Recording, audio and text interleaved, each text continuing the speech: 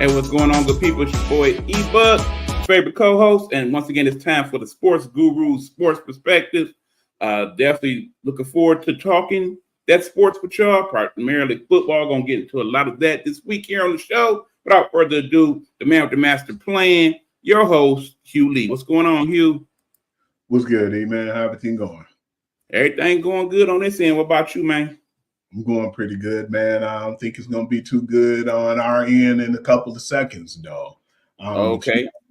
I like to rip the Band-Aid off and get it over with. All right, let's go. All right, man. We're going to talk about what happened last week in college football. First and foremost, man, I just didn't really feel like my boys really gave it a good effort. I felt like they got bullied in a big house, man, and this was something kind of new to me. I wasn't feeling it whatsoever, but at the same time, I feel like Texas is a good team. I just felt like we made too many mistakes, man, and we didn't.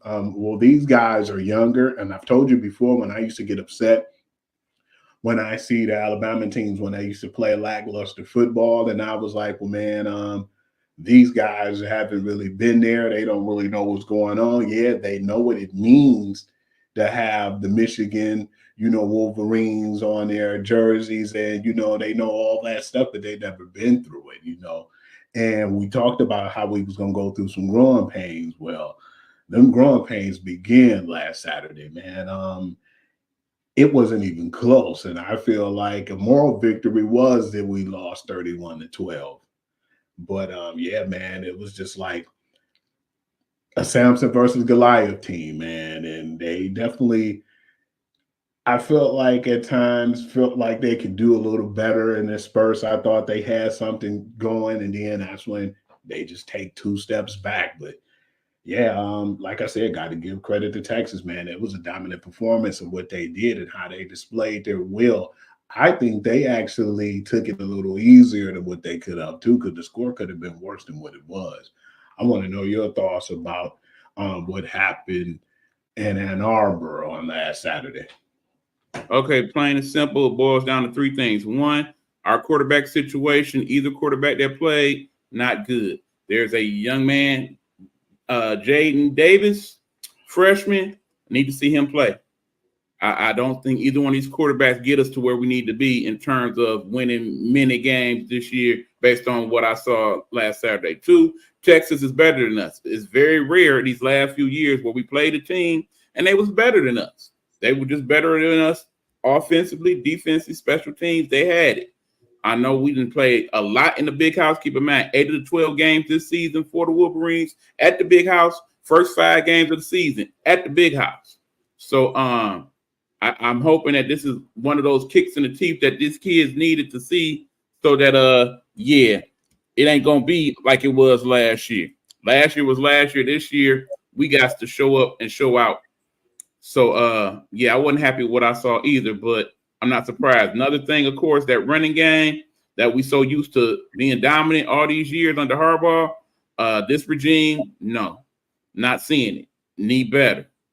This week they kind of get a bye, so to speak. Arkansas State not going to be much of a factor, but, yeah, moving forward, particularly next week when we play USC, we're going to have to do a lot better.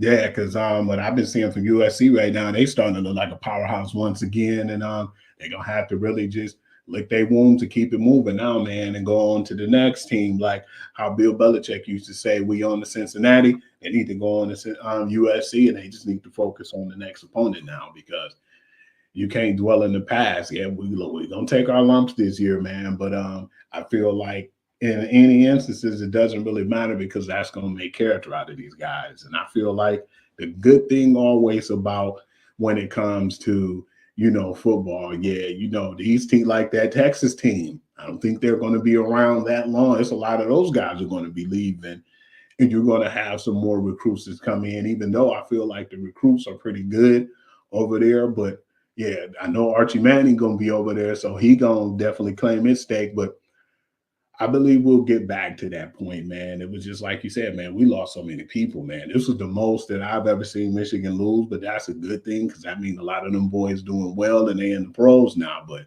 yeah, man, I think it's just time to rebuild and, reload. Yeah, I mean, long story short, about 14 of those 22 kids in the last 2 seasons that was on that Michigan squad, they're in the NFL now. I tell you everything you need to know. That's a good thing.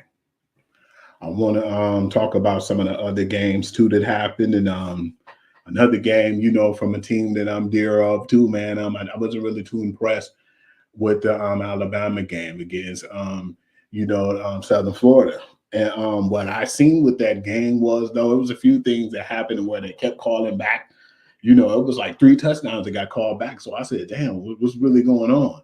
And then after that, you can start to see the frustration in them, man. But I just didn't feel like a Nick Saban team would have basically had that type of frustration to show, because it was like a lot of penalties on them, man. They started to get more penalties. They started to make hiccups, and I started to see different things go on. And you could tell the difference between Alabama now this year than what it was last year. I think they're a little too relaxed. And it was funny, every time something happened bad, they'd throw it on Nick Saban. That was going to be the case. And when they got his opinion after the game, it was pretty funny too, because it's like, I don't think he's coming back through them doors. So, Debo got to do his thing now, man. DeBoer, if he don't step up, man, I think this year's not going to really be that bad, but I don't still look at them being great like, the old teams. And they're not going to win championships every year, but I feel like he did recruit pretty well, and I think that he'll be okay eventually. But I think a lot of people are going to have to get that Saban taste out of their mouth first before they really start to adapt to him. And that's a young team too, but they have some really good recruits. But it's not too many of them guys over there seniors, and I want to see what Jalen Milroe do, through the situations where he had to grind and when I felt like he was holding on the ball too long. At the end of the game, it didn't really justify how close the game was, because it just got out of hand that fourth quarter, 42-16. It don't seem like it was a close game, but yeah, they still got a lot of work to do. And I still feel like they're getting used to campus without Nick Saban, because now, how Nick Saban was. He didn't play jokes and he wasn't about no games. Now they're more laid back, listening to the radio, kind of kicking their feet up. It's 2 different profiles and 2 different styles of coaching. And I think DeBoer usually do a good job with the guys and the recruits and the people we have on his team. But I see some hiccups here and maybe some growing pains here or there for the Alabama team as well. And I want to know your thoughts on that. Long story short, Alabama is not the team that's going to blow everybody out 73-0 anymore. That's just what it is. Will they still have a lot of people go to the NFL? Sure. Is it still going to be the factory to some degree? Saban was one of the best to ever do it, if not the best to ever do it. Please recognize things going to be different, just like things different at Michigan. Very clear that that's the case. When you listen to the head coach, when you see how they deal with things, it's a whole different environment going on there. I mean, because it's Michigan, because it's Alabama, they're going to get top recruits. They're going to be there, but they're going to deal differently. So, no, I'm not ridiculously surprised with what I saw Saturday from Alabama. But in the end, I don't care nothing about no team Alabama play that's not in the SEC, because the way their schedule usually set up, their non-conference schedule, they're going to play mostly garbage. So hard to get up for them games when they mostly garbage. Talk to me when they get to the SEC.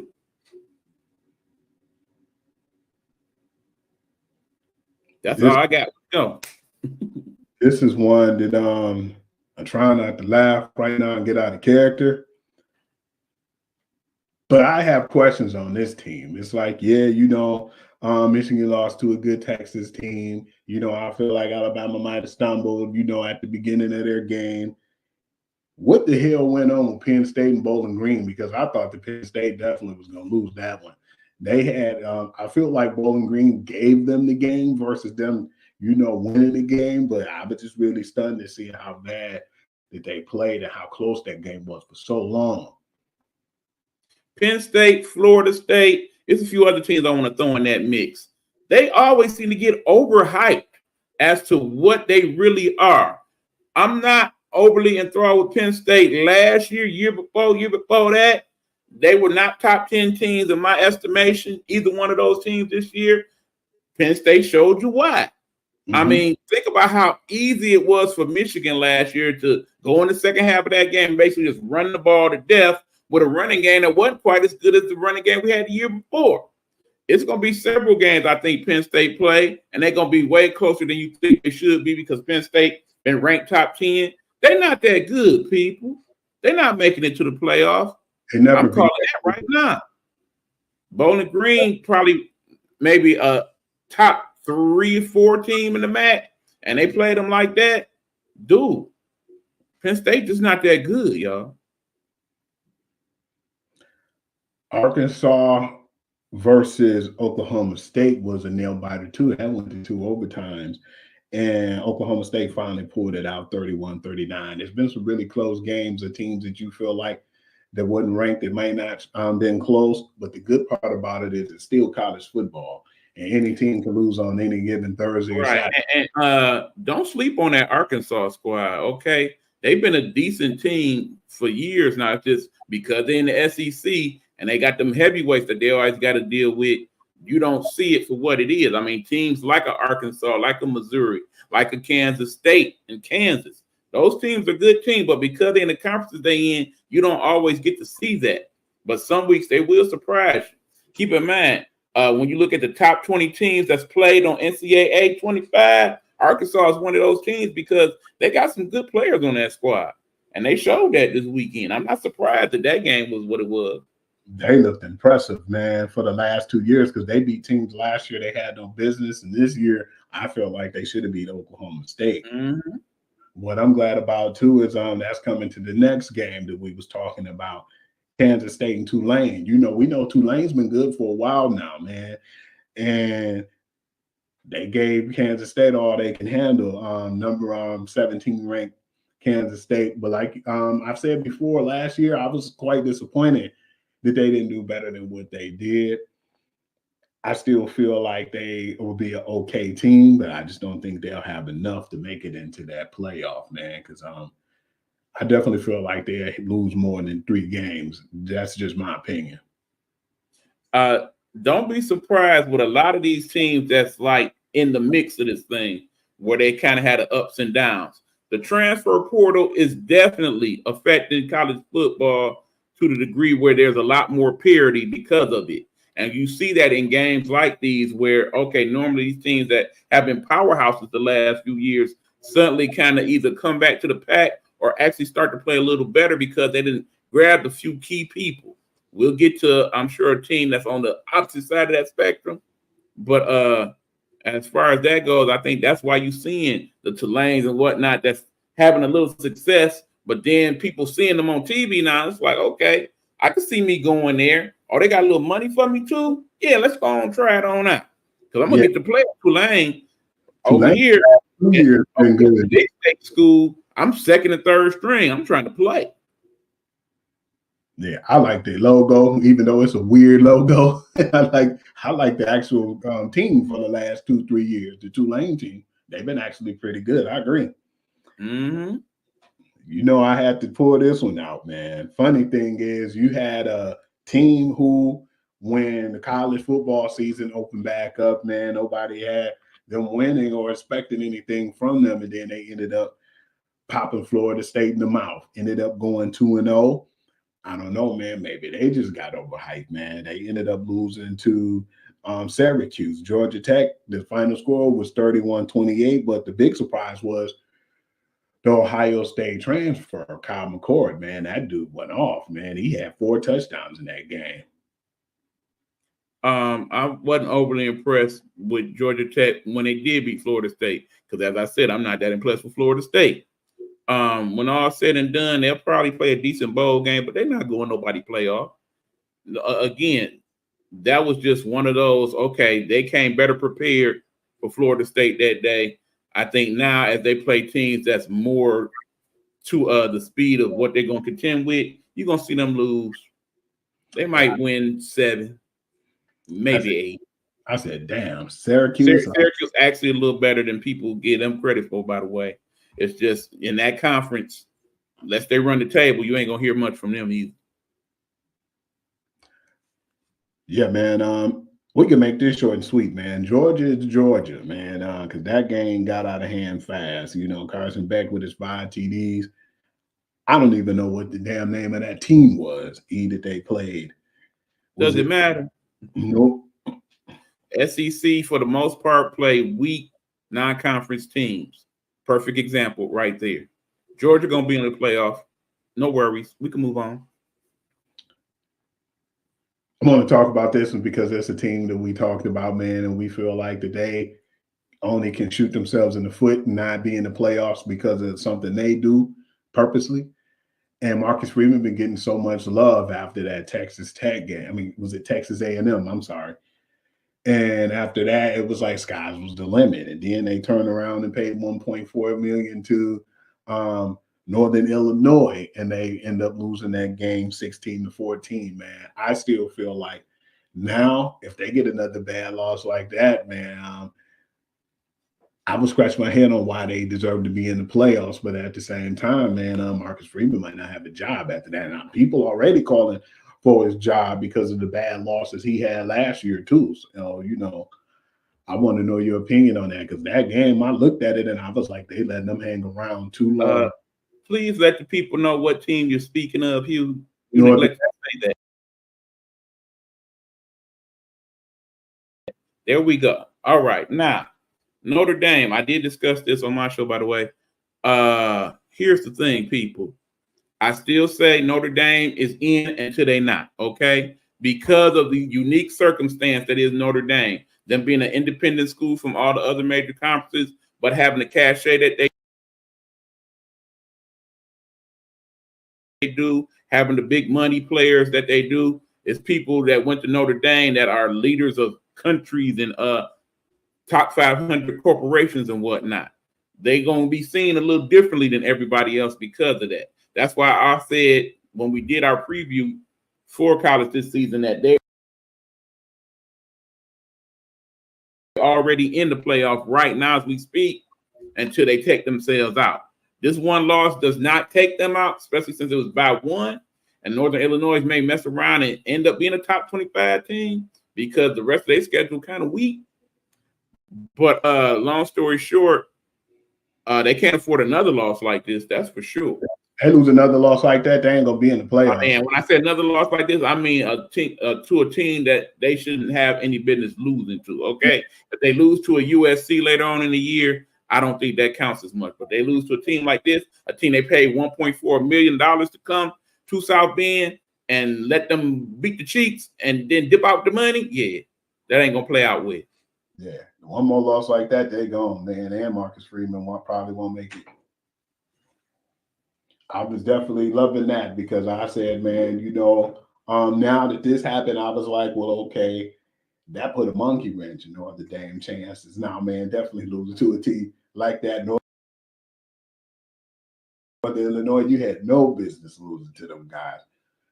They lose like that to a crazy team like a Tennessee State or something like that, man. He going home, they packing it up, and they're finding a new coach, and their playoff hopes are over with. Can't argue that. Oh, man, I hate to talk about this game, man, because I don't know what to say about this brother now, man. It might not be there for him. It might be over for his football career, man.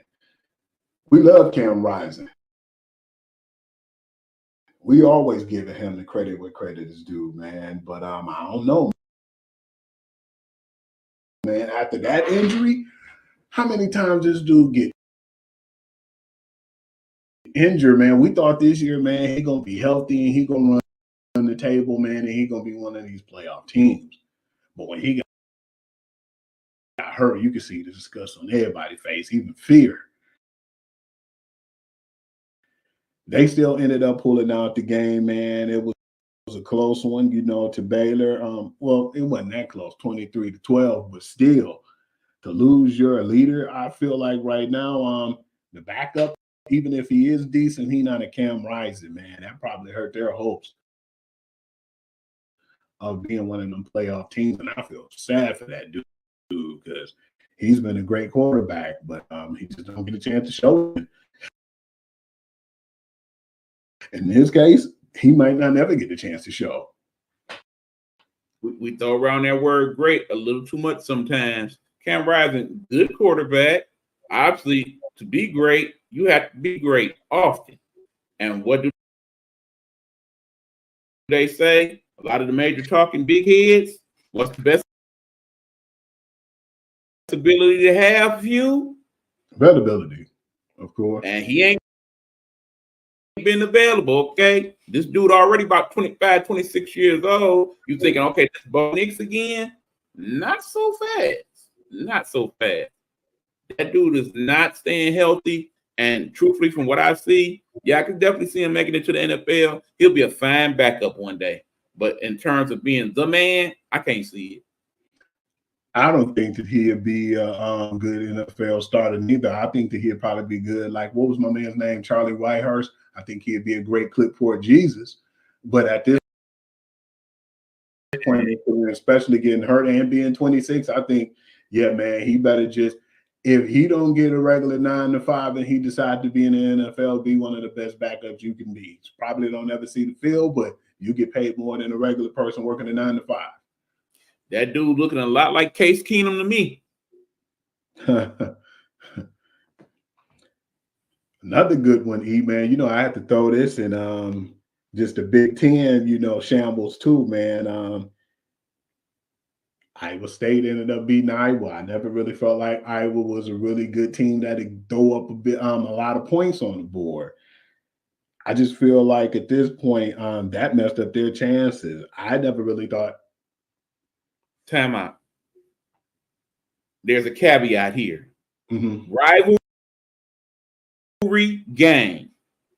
When it comes to a rivalry game, especially a big one like Iowa State, Iowa, throw all the usuals out the window. Okay? Rivalry games hit different. You know that, Hugh. Go ahead. It do, but shit, you still lost.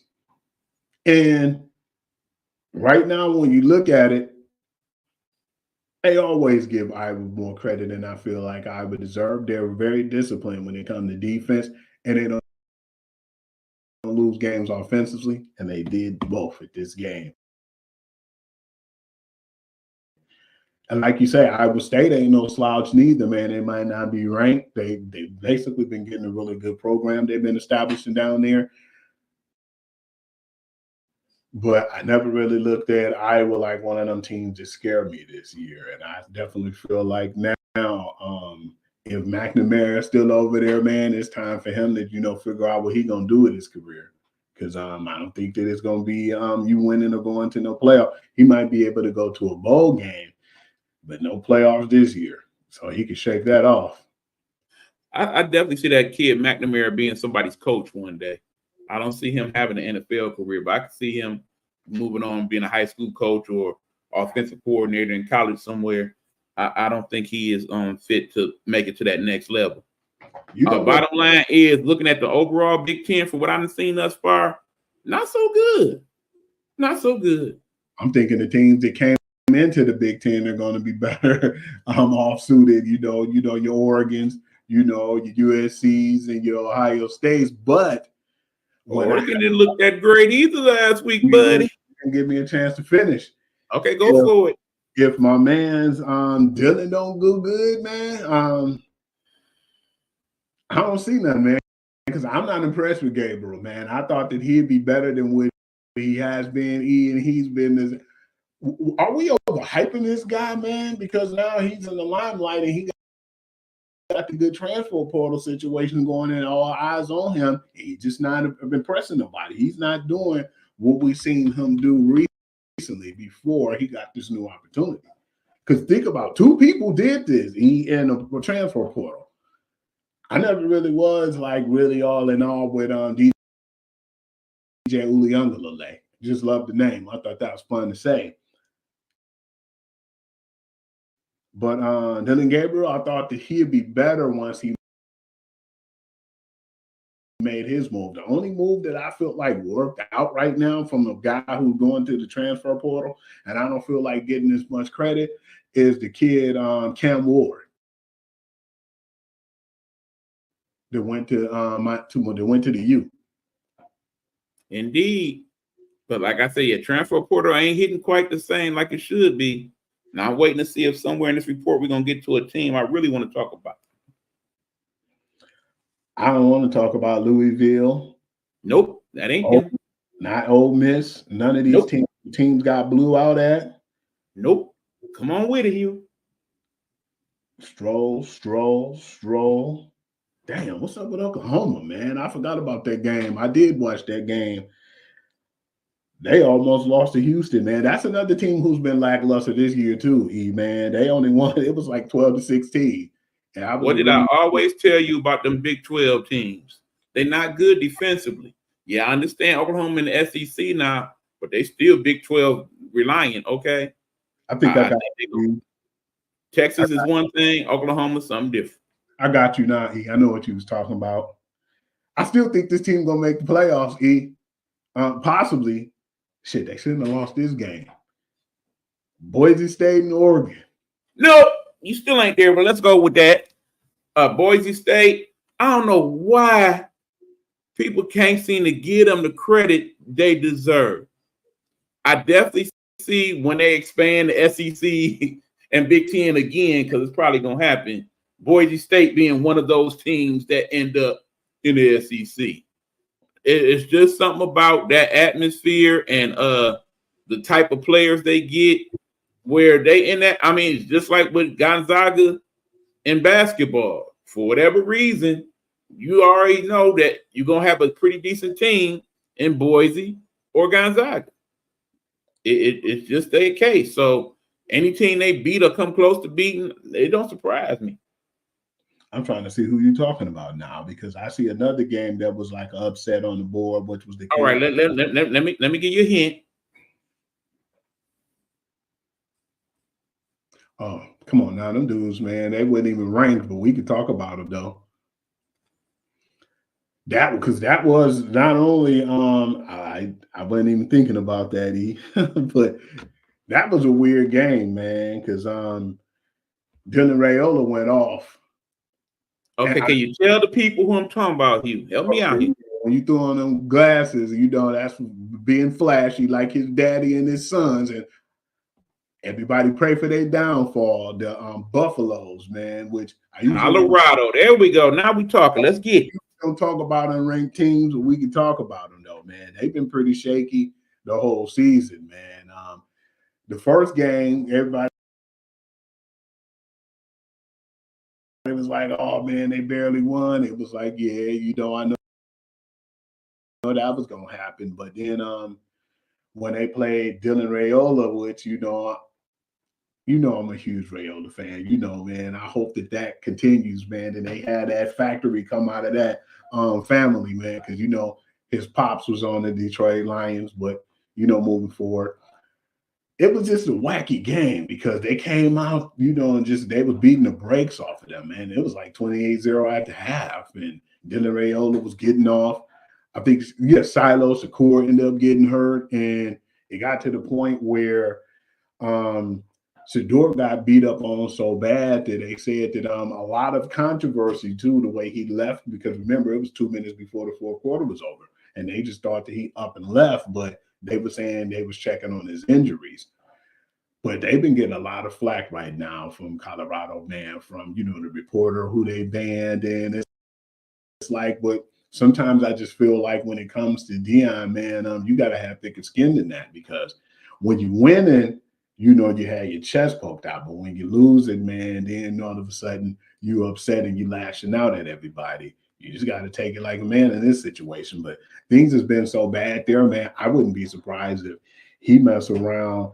If after this year he'd be looking for another place to go, man. But that's how bad it's been there. But yeah, it was just a terrible game.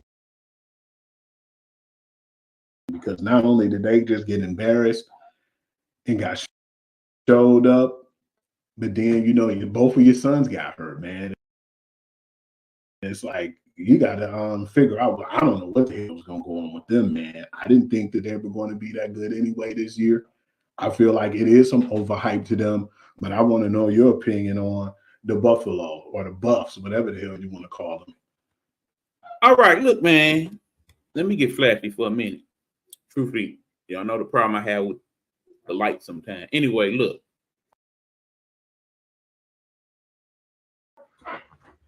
The reason why Colorado, at least for the next couple of weeks, are still going to be in the spotlight despite being not ranked is because when we look at primetime Deion Sanders, he is the poster boy for this new era of college football, this NIL transfer portal, because that's primarily how he's built this program here in Colorado.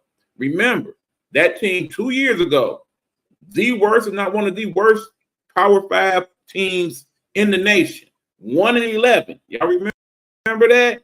Last year, yeah, granted, they only won 4. It was an upgrade, though, but not what we expected after they started out 3-1. Mm-hmm. Now, all that being said, hit the transfer portal, hit the NIL, got some top recruits. We expected way better than what we've seen these first couple weeks from Deion. It did not help the fact that the way he dealt with the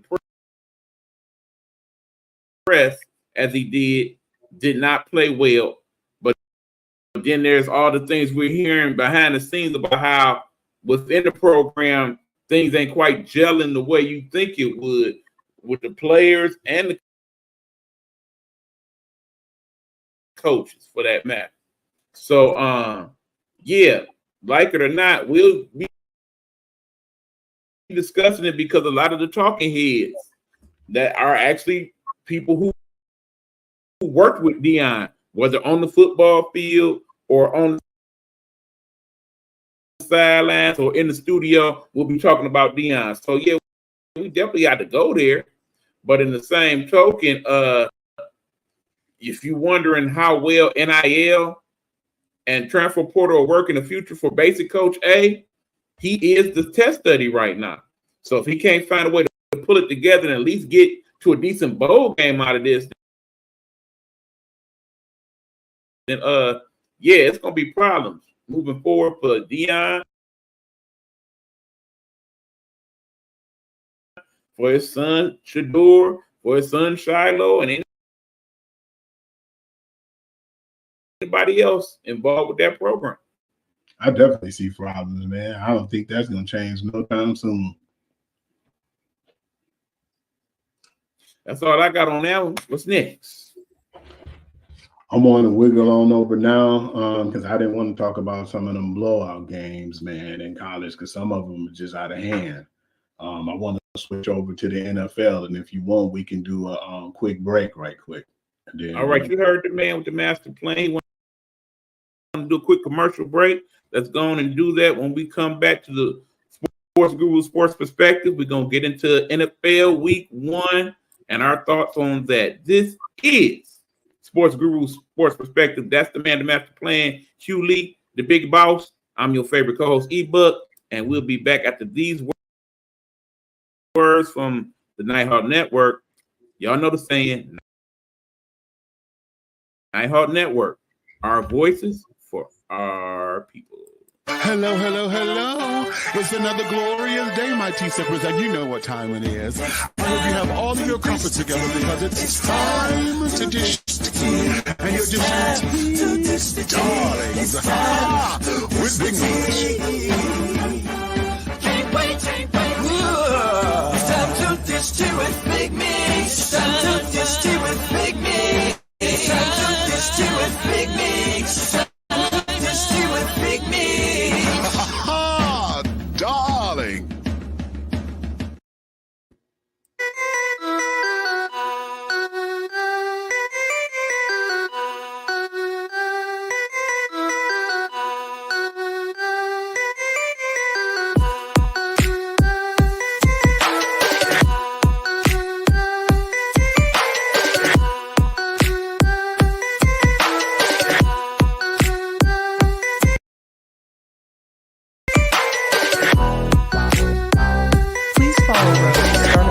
On Blog Talk Radio or where most great music podcasts are located. Don't forget to subscribe and show some love.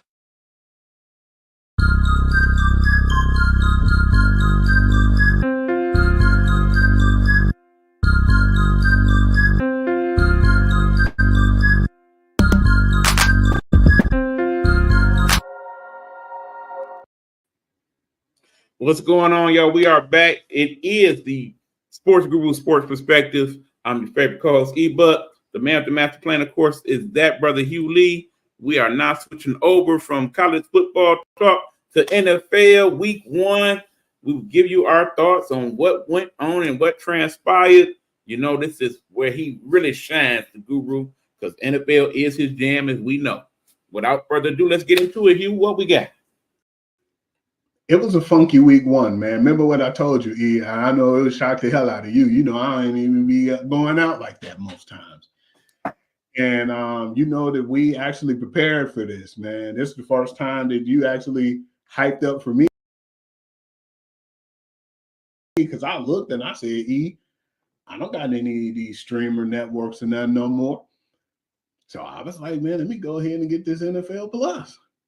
So I get it ready for week 1, man. I think the best games to me, and I want to start off with one of the better games, was the Thursday night kickoff game with the Kansas City Chiefs and the Ravens. We know that was the AFC Conference Championship last year.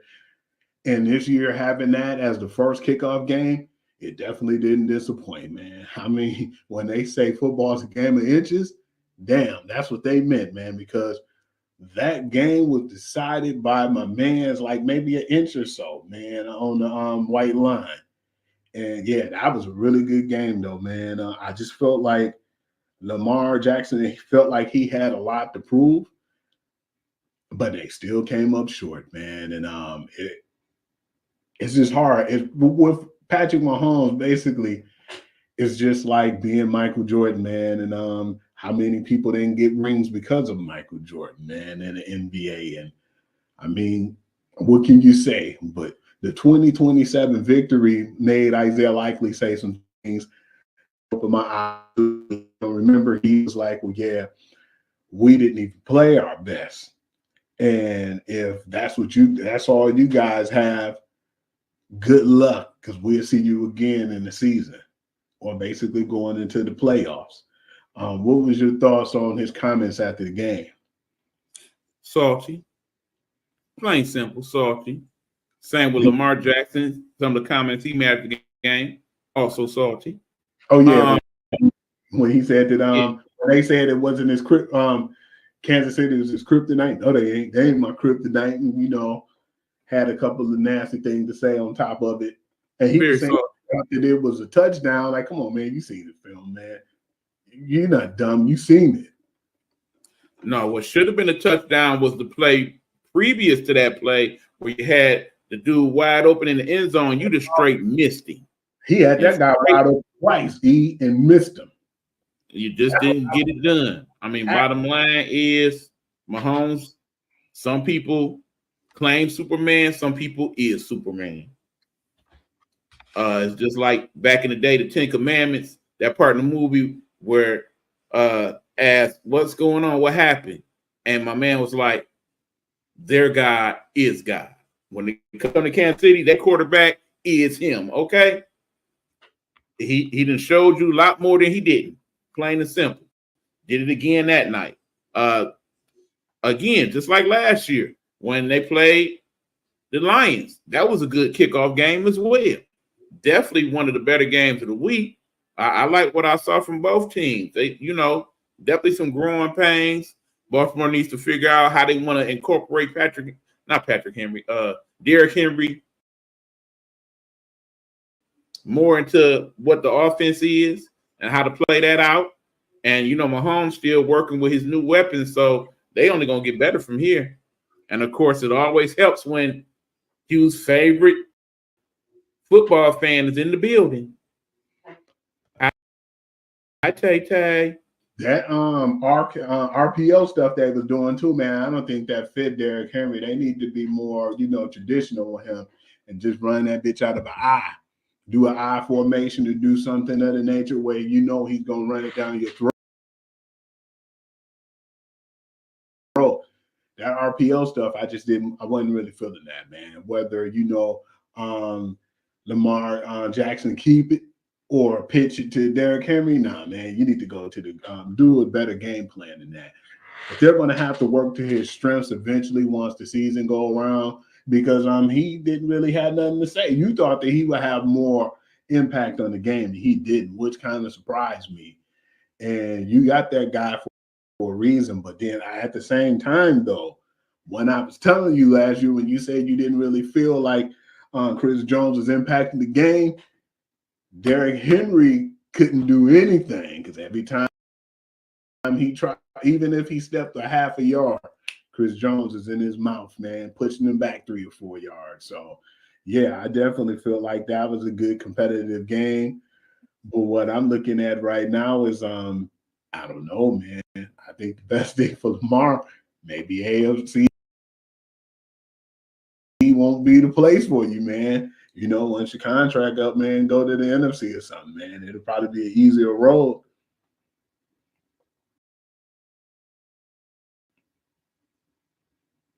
I have no comment. We can move on. Funny thing was, not only was that a good game, the other game that came on Friday in Sao Paulo, Brazil, was a really good matchup too. Unfortunately, it was some injuries in that game, but yeah, Saquon looked really good that game. Damn, he was basically used like he's supposed to be used. He didn't have a weak O-line and he didn't have a weak quarterback as well. I don't even mean to throw that dude under the bus, but I know you've seen that what I sent you, man, about the New York fans being fed up with him and how they was dogging them out. It was just unnecessary, but at the same time, I understand their pain. But with the 3 touchdowns that Saquon had, I feel like that was impressive, man. And I won the receiving touchdown as well. But I had to give props to my man Jordan Love too, as much as I dislike them, you know, because they're our division. But yeah, it was a pretty good fought battle, man. And that went down to the wire too, as well. I feel like without those Saquon Barkley touchdowns, at least, they probably would have lost that game, because a few times too, you seen some of the passes that Jalen Hurts was throwing, and you kind of was like, man, what was this dude thinking? I know it's a new offense, and I know Kellen Moore is a feel-good story. You know, we know how he started, you know, and to be one of the better offensive coordinators. But yeah, I still feel like that's a work in progress too as well. But yeah, all in all, it was still a really good game. Good game, very good crowd, bad field.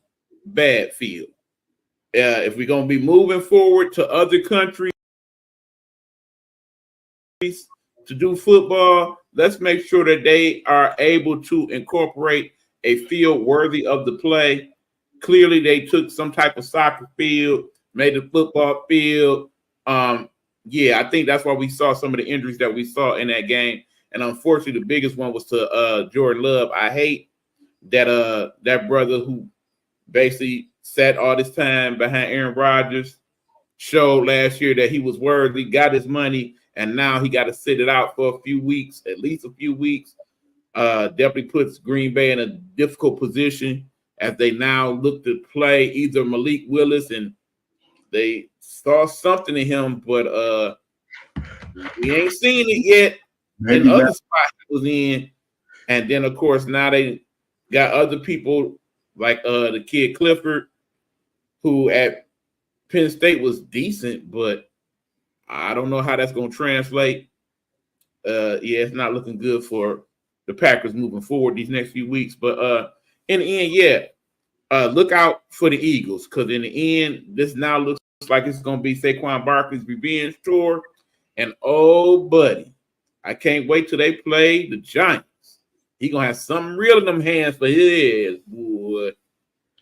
I wouldn't be surprised if not only did they fire Brian Daboll the season, but then, you know, bench my man's Daniel Jones the rest of the season, man. Some of the stuff he was doing was questionable, man. I don't know, man. Maybe it's me, but I've never really seen, unless you was a really bad quarterback in the pros, somebody get picked off of a screenplay like that, man. Before it even released his hands, it seemed like Van Winkle was already in the end zone, and it just made some really bad plays, man. You a stats person.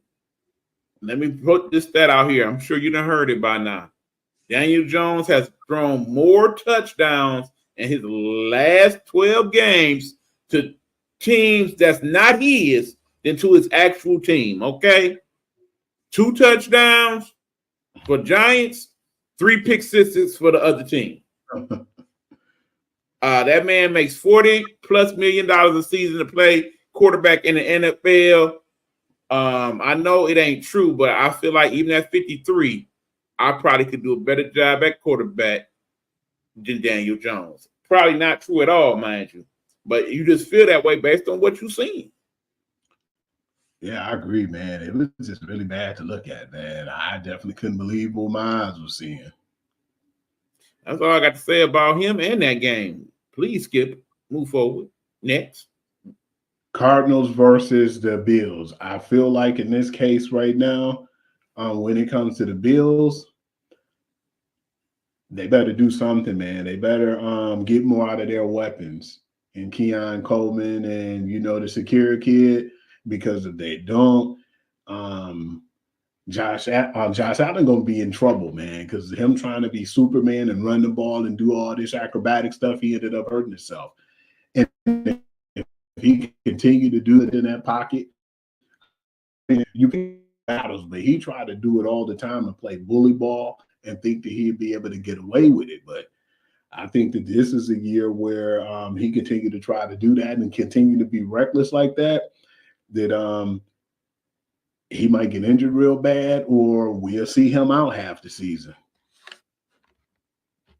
When I do this from now on, that means I got 2 words. 2 words. Cam Newton. All over again. This is what I'm looking at. Cam Newton all over again. Because without him, done. They're done. As far as Kyler Murray concerned, not his best work either, mind you. Especially when he came out today and said that, okay, I throw it to who I throw it to.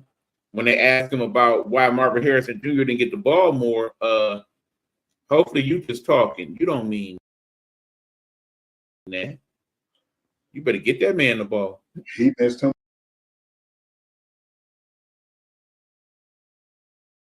on an open play, too. They could have won that game. I seen that, and I don't know if you remember seeing it, but he had a situation where that dude was wide open, and he just threw it like that. He threw it to who he wanted to throw it to, sounded like a jackass, and that's why you guys lost the game, because they were up, man. And all of a sudden, you can't really have high hopes on the Cardinals, man. When they doing good, something bad gonna happen, and there was a trickle down effect. But like you said, hopefully Kyler Murray keep those receipts, man, and play better, because like you said, I definitely wasn't impressed neither. And we talked about this before too, because when I told you that I wasn't really impressed with this week 1 after that Thursday and Friday opener game, and how I went to sleep through half of the regular 1 o'clock games. We all know that most of them guys, and we discussed this before, that by them not playing in the preseason, that's why I look like a preseason, this week 1. And I just feel like, I understand, they're trying to keep their health intact and they're not trying to injure themselves. But still, man, you got to be having some type of cautions and getting some type of reps out there, man, because when you try to get those reps in week 1, that's how the product looked bad. And I know maybe it's me, man, but Roger Goodell got to see that himself, man. I know he ain't blind. True. I want to move on.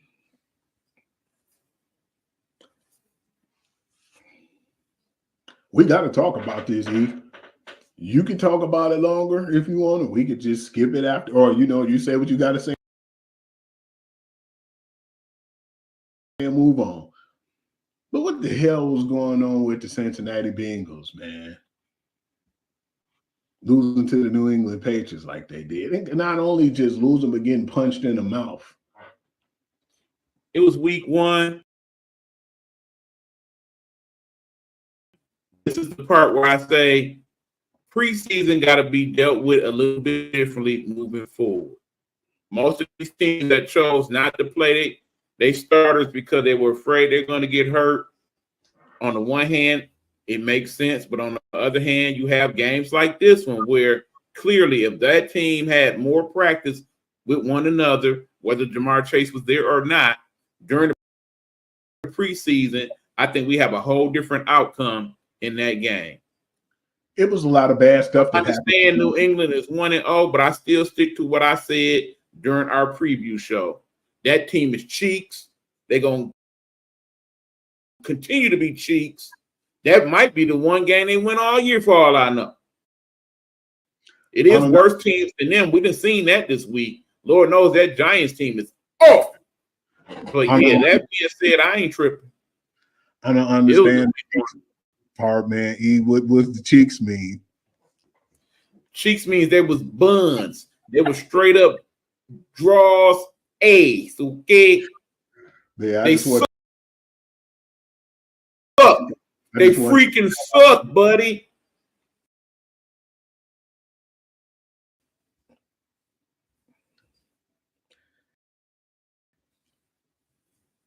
Minnesota Vikings against the New York Giants, the 28-6 game where all this stuff started about them saying getting rid of your man's Daniel Jones. Said I want to talk about this game. I'm empty. Minnesota ain't that good. Giants is that bad. That's it. Man, there's some bad games this week, bro. Notice that, huh? Titans versus the Bears. Okay, now I'm back with you. Go ahead. I wasn't really feeling that game because of the fact is, man, when you first seen it, you was like, damn, Texas might got some, the Titans might got something cooking right now.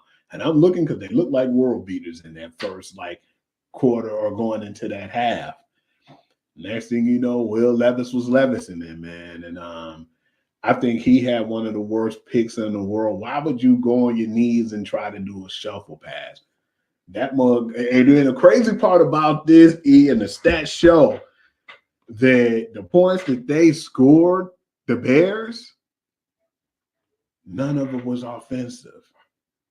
It was a punt, it was a blocked punt, and then it was a pick six, and everything that they scored was basically points from the defense. And Levis giving the ball to them, of course, but yeah, man, I was really surprised, man. Yeah, I felt like Caleb wasn't going to probably just be a world beater. I mean, everybody can't be your boy C.J. Stroud, but yeah, man, that was a moral victory. Definitely being in Chicago and winning and pulling that game out too, man. That just made me have more questions about the Titans than anything with the Bears. 2 words, more patience. You think the Titans going to end up being decent this year? No. I say more patient in regards to the Bears. Remember, people, everybody had these great expectations of Caleb Williams. He's the next Patrick Mahomes. Slow that down, okay? Understand, Patrick Mahomes, remember, has Andy Reid, one of the best offensive minds ever. 2, got to sit an entire season behind a very quality veteran quarterback in Mr. Smith and learn from him. You didn't give Caleb all that yet. Does he have better weapons than Mahomes probably had at that point in his career? Probably so, but still, look at Eberflus, the defensive coach. He ain't all that. Look at the offensive coordinator for the Bears. Not so much. Caleb's going to be good. I think we all know that. But if you expect him to just come out here and be C.J. Stroud all over again, I can't see it. Funny thing you mentioned that, too. Guess who he played this week 2? C.J. Stroud. Mm-hmm. The comparisons will be made. Definitely want to see that, man. Yeah. Been some little stuff going on here. And then, yeah, that's a game I'm excited about. Yeah, I think the Bears are one of them teams that, when we look at them later on in the season, they'll be better then. These first few games, they're going to be growing pains. I got 2 for you, E. All right. Say next. Next. All right, thank you. Thank you, Jesus. That was the Panthers and the Saints you passed. Just to let you know. Next. This will let you know right here, even if the team offensively didn't play that well, this team still played in the preseason, man. This is one of the games I saw. I just said, damn, if they had a better quarterback, man, this game would have really been that much more interested. Hold on, Hugh. I got to call it audible. I'm sorry, because we do have a few people in the network that are Panthers fans. Okay, I would like to give y'all some condolences, but I can't. Bottom line is, as a person who went through it 0-17, it may happen for y'all. It might just happen for y'all. All right, go ahead. Big ups to the Pittsburgh Steelers, man. I really don't feel like Russ going to tear it up, or Justin Fields neither. But I feel like the athleticism of Justin Fields would probably help this team out. But he made a few good plays. But when it came down to it, you got to give it to that defense, man. Because T.J. Watt was, like we said, we thought he was going to be the defensive player of the year. Yeah, man, that first game probably showed it, man. He was in the backfield the whole damn game. And you're already knowing I'm about to say to you, E, man, it was a lot of hype around the Atlanta Falcons. I understand my man's Kirk Cousins coming off that Achilles injury, but he got a stacked squad over there too, man. You know, they was like, okay, yeah, you know, we're going to give him some weapons and put him over there with that team offensively and defensively.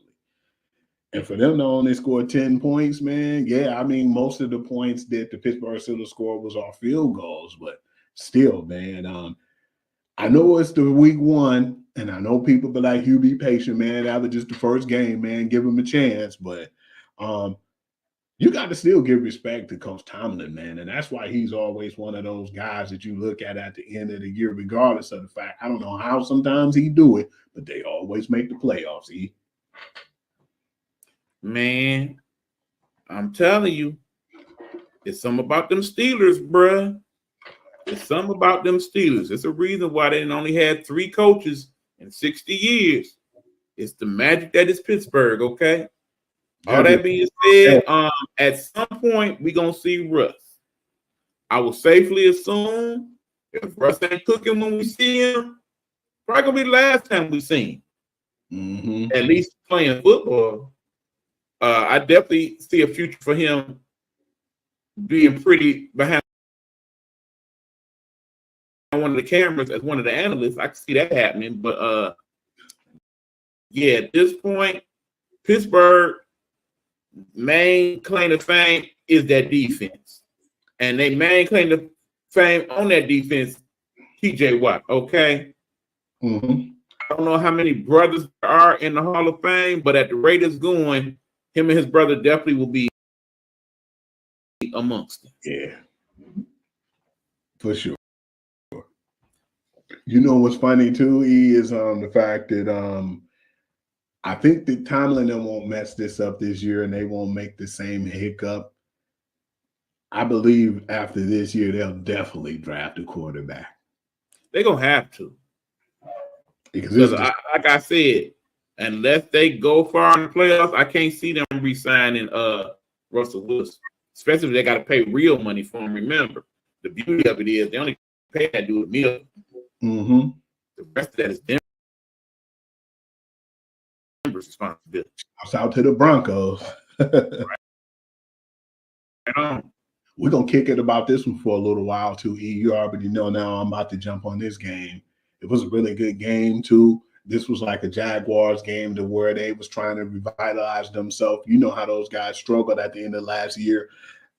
It was actually pretty good, and they was holding it down, and they was in the driver's seat most of the game. But the Miami Dolphins ended up pulling it out, though, man. And before we even really get into that, I want to talk about what happened with that brother Tyreek Hill, man.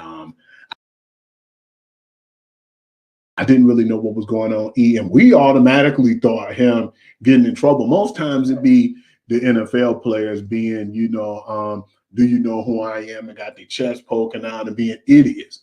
We thought that he got in trouble for speeding at first. That's the first thing we thought. Oh, he in that type of ride? Oh, man, they caught him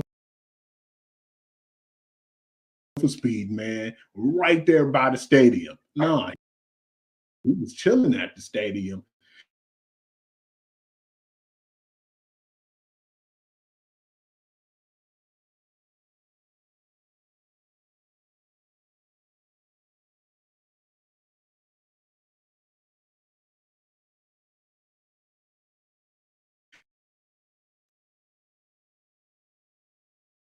Trying to get, I guess sometimes, man, you gotta. And I'm surprised he, as a person who I think who would have loved to play football for a living or a sport, but sometimes you still got to mentally get yourself together for work, man. Lord knows we know that. Sometimes we be here a half hour early and we still got to prepare to get to a damn job, especially something you don't love to do or you might not have a passion for versus football. And next thing you know, the police knocked on the window, was like, why you don't have on your seatbelt? Like, he's parked, but you want to have a question about a seatbelt.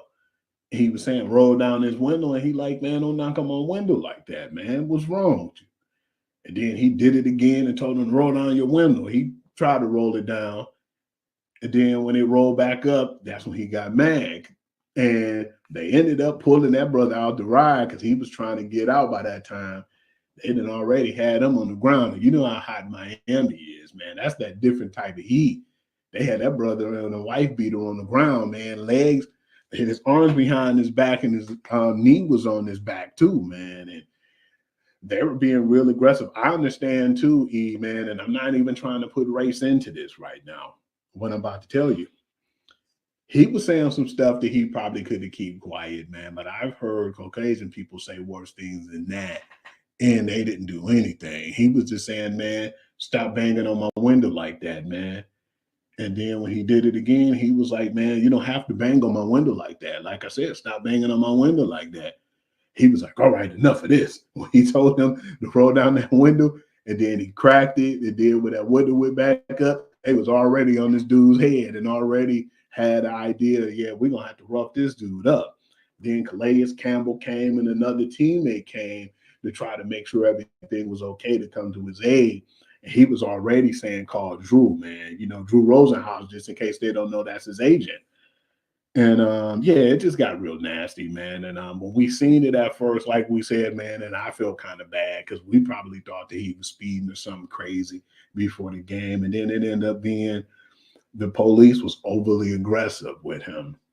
And we see this all the time, man. And one thing I definitely did like to hear too was Tyreek Hill said, man, I could have handled it a little better at the time. But at the same time, they didn't have to go into, the aggressive mode that they did too.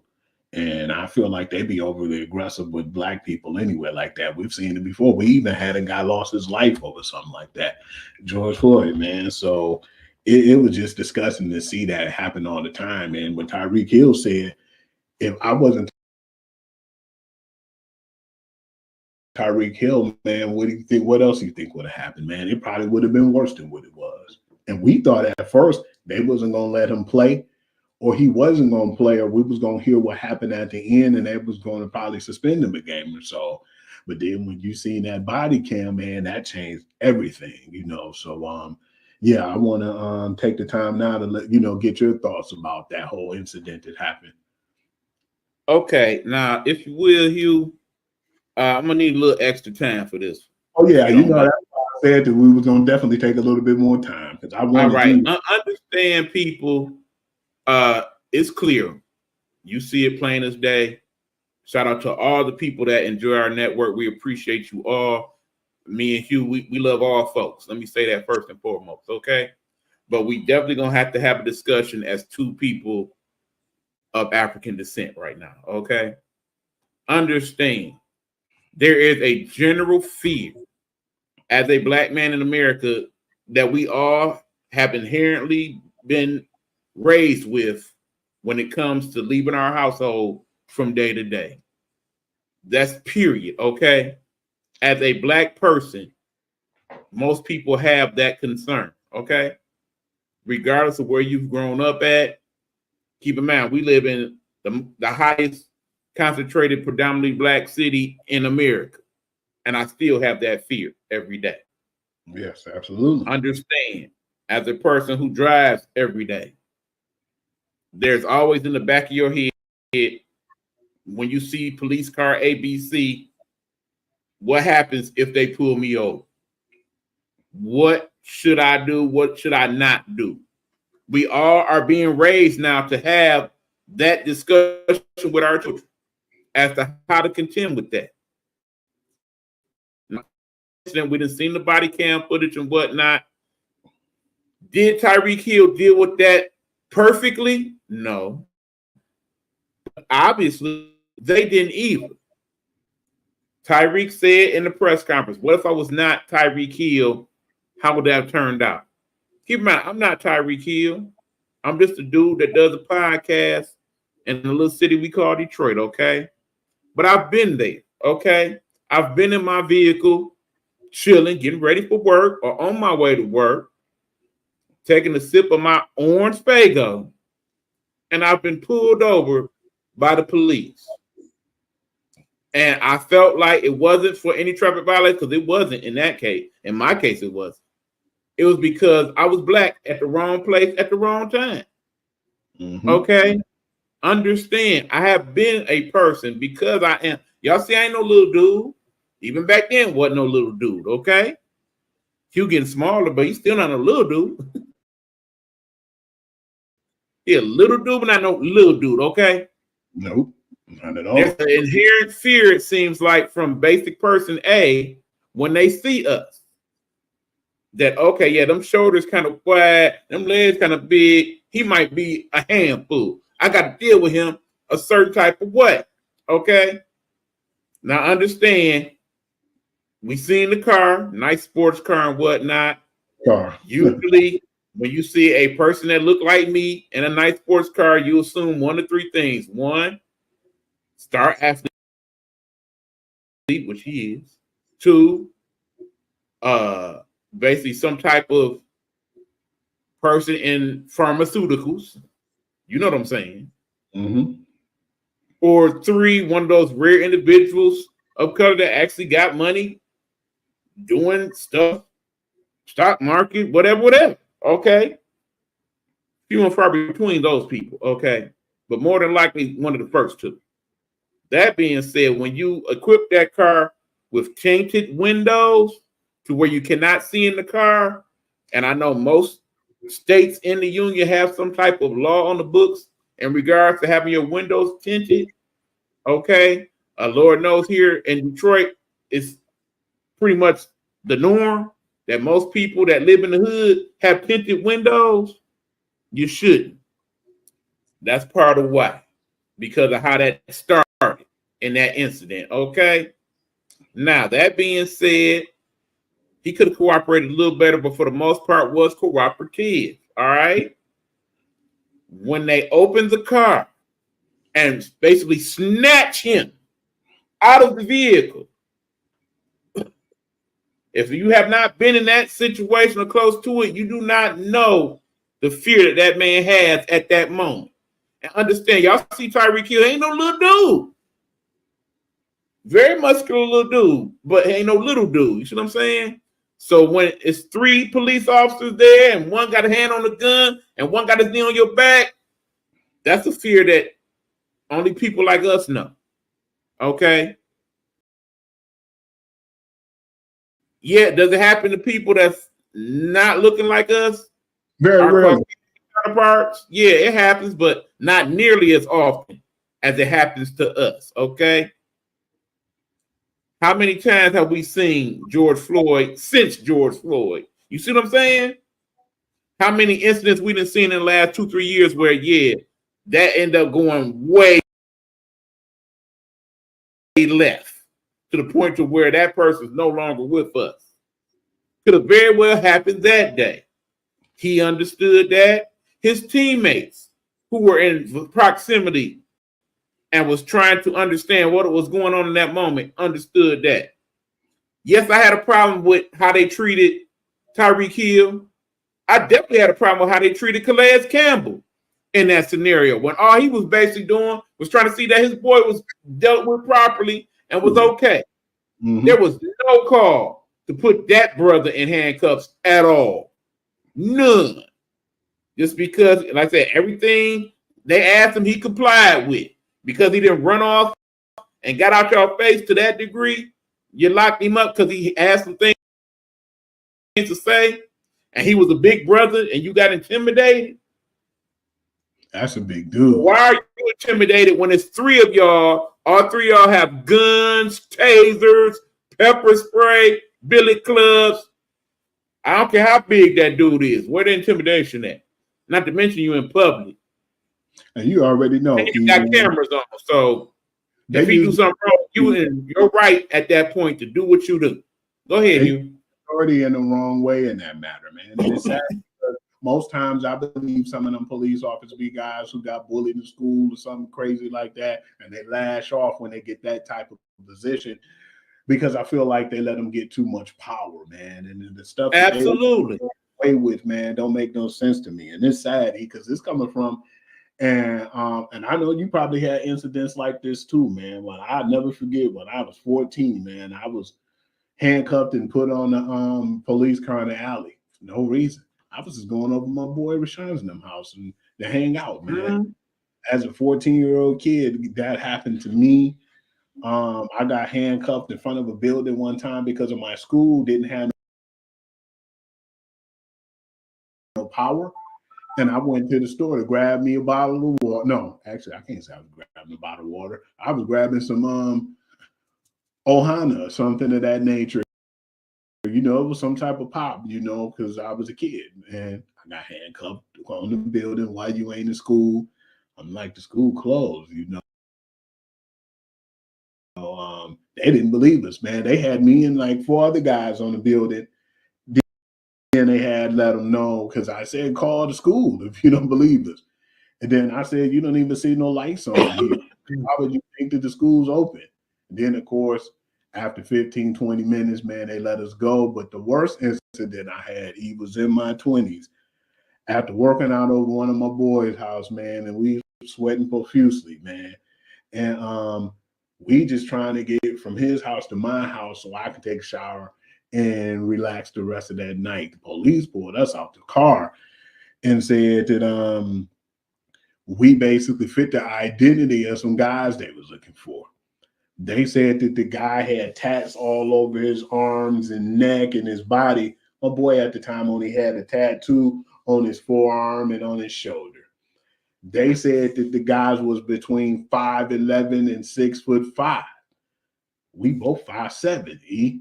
And we sat out there and they kept us in the cold for like a good 45 minutes, dude. Like I said, we still sweating. And, you know, we was in our workout gear. Of course, they made us take off our coats, man, to try to humiliate us more. And we was in the cold, man. And they put us out there on the ride and we had to sit there. One guy had a gun on us. The other 2 guys had us on the vehicle. After just coming from his house working out, man. But since we fit the identity or the description of someone, they pulled us out, man, and put us on the vehicle. And like I said, man, you know, they said they was from 5'11" to 6'4", man, and we both 5'7" dudes, but you still pulled us out and you did that, man, for no reason. And that's what we have all the time. Right. I mean, understand. I've told this story on the air before. There was a time when I was working for a company where I worked midnight shifts. 3 consecutive evenings in a row, I was pulled over twice by the same officer, handcuffed all 3 times. Basically for being the wrong person at the wrong time of night. No other reason beyond the realm of that. Had on seatbelt, driving the speed limit, the whole 9, okay? Was made to pour out my pop that I brought to work 2 times. Pop orange as hell, okay? Second time, pop wasn't even open. Literally made me open said 2-liter of Faygo, pour it out completely on the ground. You can keep the bottle. These are the things that we face as Black people, okay?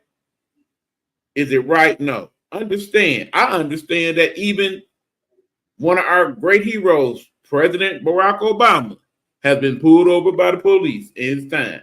He's disgusted. It's different for us, okay? And we see what happens when it goes left and you end up like George Floyd, rest in peace, or some of the other people that has happened to in recent years. So yeah, we take it seriously. It's a serious discussion. I know several people had comments on Stephen A. Smith's and Shannon Sharp's discussion of it on YouTube. You can go look at it for yourself when they talked about it and some of the comments people made. Ridiculous comments, by the way. If you ain't been in that life and been about that life, then you can't walk in my shoes to that degree, okay? And yes, we done spent the last 8 minutes talking about this on our sports podcast, but some things hit different, and we have to use our platform to have these discussions. That's part of why we. And I don't regret it one bit, because not one iota. It was wrong. Okay, that officer in particular, the one who did it, he no longer needs to be an officer of the law. Plain and simple. There are a lot of fine officers out there. I was a good friend with one of them. God rest his soul, and Hugh has officer friends as well. So trust me, we are not anti-police or defund the police or any of that foolishness. Right is right, wrong is wrong. That brother was wrong. Period. He just got unruly for no reason. He just went crazy, man. And you can see it. Like at one point, he came off being angry though. Wanted an excuse for Tyreek Hill to say anything or do anything just to even get on a higher level of ignorance. Because he was already. And that's the crazy part about it. Because normally in that situation, what do usually happen? You don't know who I am. Tyreek Hill didn't play that card, okay? Even though, as you heard from the other officers that was in the arrest, they knew who he was and still let it go down like that.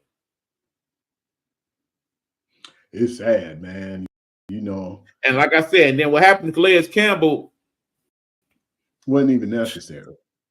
So unnecessary. Because like I said, if you was pulled over by the side of the road and I'm coming along, oh yeah, I'm definitely stopping and I'm pulling out this boy and I'm recording everything. Yeah, I'm going here to, okay, I'll move this way. Okay, I'll move that way. But guess what? This camera's staying on you, bruh. I need that man to go home. Okay? You're not going to have it on my conscience. No, sir. George Floyd, man. After George Floyd, man, we be like, man, you got to have them cameras out hell, because if you don't, man, that person might not even make it. And then, they're making excuse in the world, to say why or to justify what they did.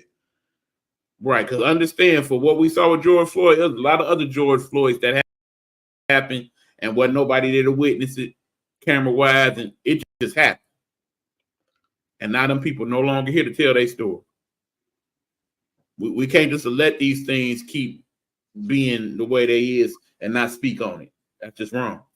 And the sad part was it took away from a good-ass game, man. That was actually one of the games on Sunday. And actually, maybe it enhanced it, because I must admit, remember, when listening to Calais Campbell tell his side of the story, he said at first when the incident happened, they got in the locker room, Tyreek was like, I'm not playing today.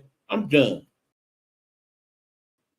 But, after he calmed down, thought about it, he was like, no, I'm going to play. So I'm going to show them I'm not going to let this be the better of me. They ended up pulling out that game, too. It was 17-20, Miami. And at first, Miami came out a little sluggish. It's like it did affect them a little bit, but it was good that they persevered and they did pull that game out. And, yeah, man, speaking of, we'll talk about the predictions and stuff too, but yeah, they got to turn right back around after all this stuff that happened too and play the Bills this Thursday, So, yeah, man, I just hope that this kind of keep them to the point where they as a team rally around each other, man. And I think that this is going to make them rally behind each other. Because that game I seen in, when you heard about the whole thing, because at first I just heard about Tyreek. Then during the game, we heard about Calais Campbell. And then that's how everything escalated. And we found out more as the day went on. Yeah, Absolutely. Like I said, this definitely could be a rallying point for them. But again, the thing with the Dolphins always is that one thing that always gets discussed with them. How well will they play once they get cold? Them cold weather games affect them like no other. Yeah, I want to talk Exactly. about heavy hitter game. Damn, I didn't think that this was gonna be that good at first because I'm thinking your boy Anthony Richardson, after coming off of his injury, that he wouldn't quite be the same. Man, I was wrong, man. That dude got an arm, man, and I'm glad that he's starting to learn a lesson not to try to run and try to be like Josh Allen, because you see where that got him at. But they was going at it, man. It was just like two heavyweights, man. Yeah, we didn't get a chance to see a lot of Anthony Richardson last year, and we seen more CJ Stroud. But to see what Anthony Richardson did coming off of that injury, that was a really good game, man. Because it went down to the wire. I think CJ Stroud and them had a little bit more because they had a really stout run game, even though they have Jonathan Taylor. Don't get me wrong, but it just seemed like Joe Mixon was on another level right now, man. And even when he was with the Cincinnati Bengals, but that was a really good game. And to go down to 29-27, I would like to see them again. And they're in the same division, so we will see. So you definitely will see them again. You might see them even a third time in the playoffs. That definitely was one of the better games of the weekend. Anthony Richardson reminds me a lot of this dude that we call Warren Moon. You remember Warren Moon? Yes, sir. He had that arm like that. And granted, he wasn't the athlete that Anthony Richardson was. He was an athlete. And I definitely am looking forward to seeing more of him play this year. Because, like I said, we just got a glimpse of it last year. Now he got a little bit more experience under his belt. He is one of the quarterbacks that actually did play in the preseason to some extent, as I recall. So It definitely showed. It definitely showed. And as far as CJ Stroud go, that dude is him too. Most definitely. Did you see that play when he slipped? Like he was almost about to fall. And you seen how far he went back with that slip and was still able to throw that mug 60 yards with ease. Very impressive. Yeah, very impressive. Yeah, I want to see more of him, man. I got to see who they playing this next week when we make them predictions. But I want to move on, and I want to talk about our boy, man. He made it now and back into the NFL. This is his second stint. Coach Harbaugh, the Los Angeles. Okay, Chargers. Before you go there, let me rewind a little bit. Is one more thing I want to discuss about that other game. Basically the Texans, Stephon Diggs, you looking real good over there, bro. He looked like he was happy. He wasn't happy. You notice that? Did you notice that? He looked real happy over there right now. And they got him involved. They got him involved pretty fast too. Did he? I think he scored the first touchdown. But they did indeed. Involved. But I just feel like at one point, I think when Joe Brady went over there to the Bills, man, he tried to make it more of a run first type of offense, which James Cook did look good. But then did you see at the end of the year too? And I didn't pay attention until I started to look at old film and look at some of the old, stuff. Because sometimes, man, I get the shakes, and if football ain't on, I watch the games from last year too, man. You already know that. And that they start to fade him out of their offense, Stephon Diggs. And they did it on purpose too. And hey, I think that's the best thing that could have happened to him going to the Texans. I agree. It was a good fit. Damn it. Okay, Nico we're gonna basically talking Raiders Chargers next. Go ahead. Yeah. But all right, man. Before I got off of that, before I get off of that or go into that, Nico Collins was Nico Collins too. Don't get it twisted. All right, now we can go ahead and move on. There you go. This was a really good feel good story, because we talked about we thought that it might have been done for J.K. Dobbins, man, all them injuries he had. And for him to come back and to play that well too, and it was cool to hear because you heard him and you heard Aaron Rodgers talk about how all those guys was in rehab. And he was one of those guys who was real positive and uplifted everybody when they was having their bad days. And to see him have that type of the game he had 10 carries, 135 yards, and a score. And he looked dominant on every time he touched the ball. He was running it like 5, almost 6 yards a carry. And this was basically the guy we seen in college, which we didn't too much care for. But I respect him now that he in the pros, and he still basically, after everything he went through, that team basically they continue with that, man, and that they can mesh. I think they might be one of them sleeper teams, even though it's week 1. But if they can keep that together, they might have something going. I'm so glad that Harbaugh is back in the NFL now and basically living his best life with it. I mean, understand because of the violations of Michigan, they still gonna throw his name up in there and ask him about Michigan. He did his job at Michigan, okay? His job was to bring Michigan a national championship.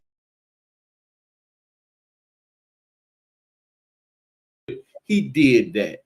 I'm happy with it. I don't care what else happens moving forward.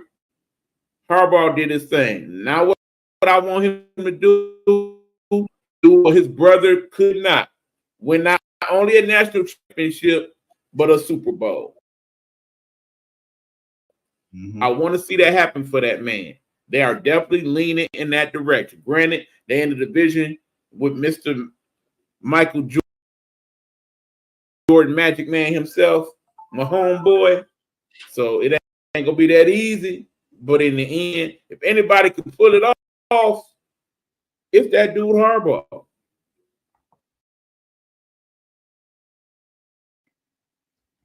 As far as the Raiders go, we said it's gonna be a long year for them. I see nothing else that would indicate anything different. Man, I don't know, man. It's just like, we love Uncle Rico, man. We do. We do. I don't know, man. I said Gardner Minshew is who we talking about.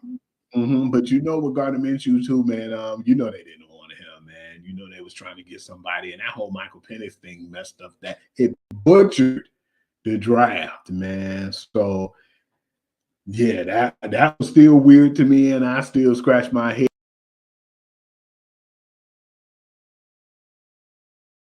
over it. But yeah, man, they got a long ways to go. It's gonna be a long season for the Raiders fans. Indeed. And I like the Raiders because I love their colors. I do. But yeah, with aces and and the Knights, because I don't think it's gonna be no time soon for the Raiders. Agreed. The Broncos versus the Seahawks game was like one of them games, I think, when I first went to sleep, It was like the game was actually wasn't that bad, but then when you see Dix came in there and you start to see them rookie mistakes, even though he played in the preseason. But then it's vanilla in the preseason, man. He thought that he can get away with some of that stuff he was doing in college in the preseason. And when it's like in the NFL and you're playing regular now and you playing against pros, he got exposed a little bit, man. Some of them 2 interceptions was some of the worst interceptions besides that Will Levis one. But I think he will grow on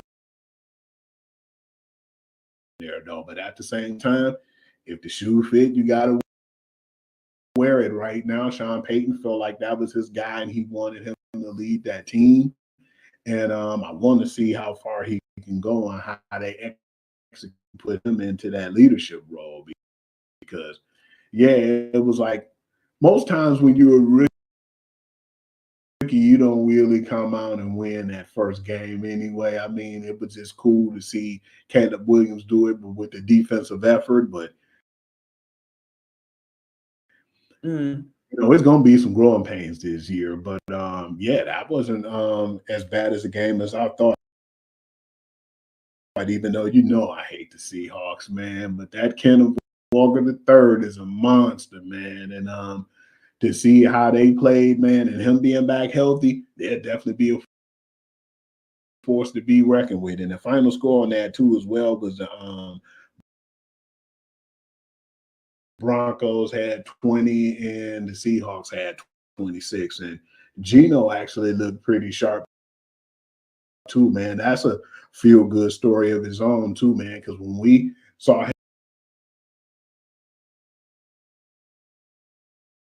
and he was in West Virginia, we thought that he'd be good, quarterback coming in the pros. And he just went to bad teams, didn't have no good,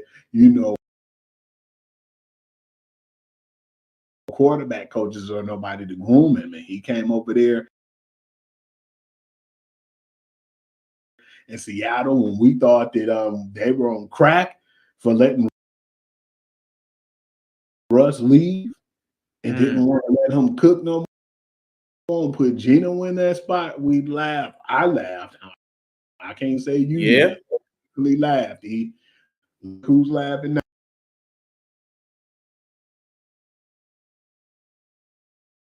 Now, Geno tell you all this time now, man. I kept them receipts. Geno happy, his family happy, because that man ended up making many more millions of dollars than he probably would have because of that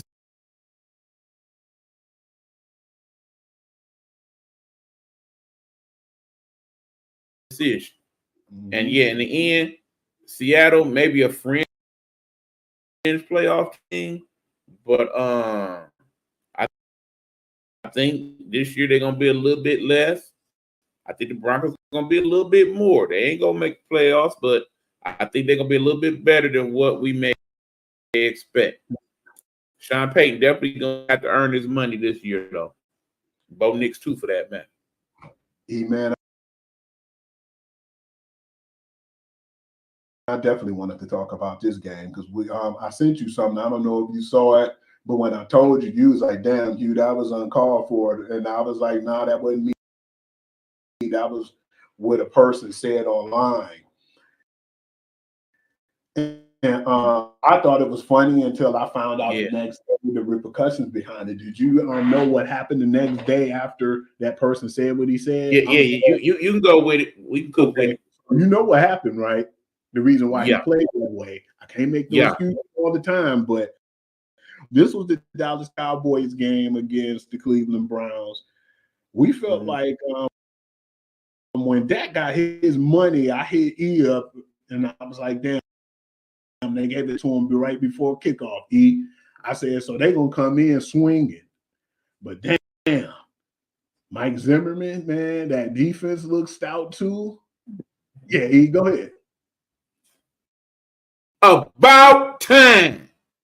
Should have been paid Dak his money. You knew you was giving him that money, man. Y'all playing. Come on, Jerry. I thought you were saying about time for that defense. I still got to hit them with a curveball. Check this out. It was a good game on both sides. The defense looked good. The offense looked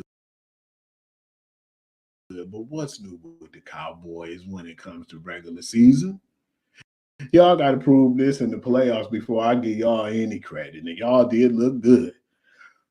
It's true. It's damn true.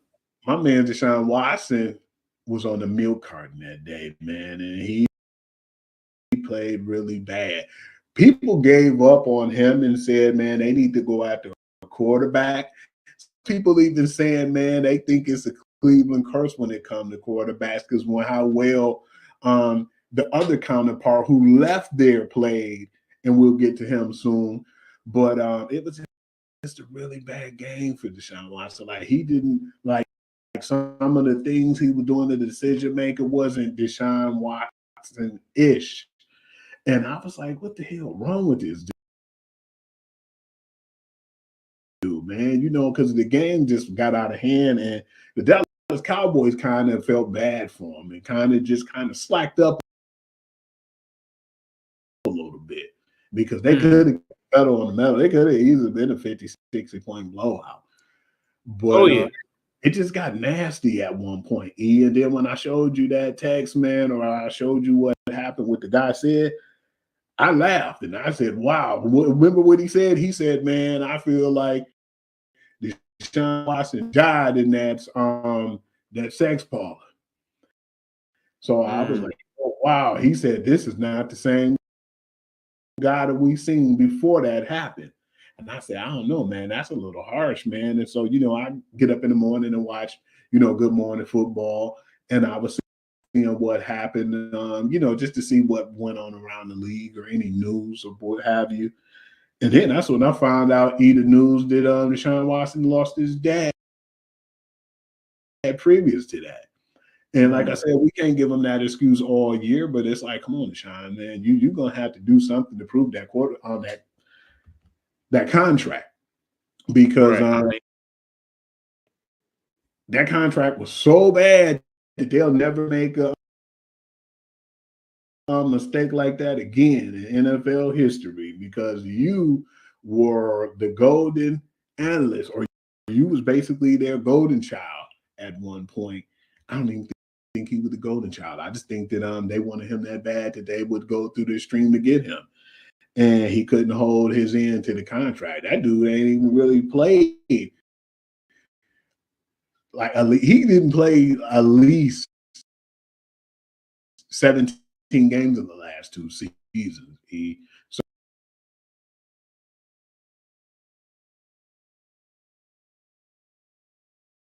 So I'm still thinking if he's thinking up this year, it's going to be repercussions, because I believe they'll definitely move on.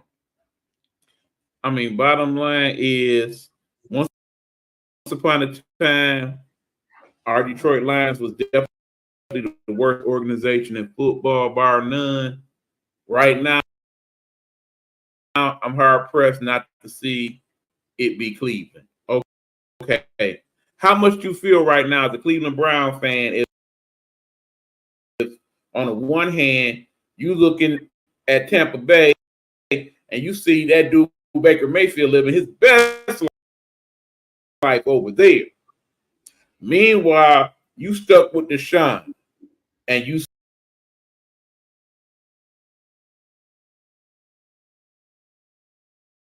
seeing what you saw last Sunday.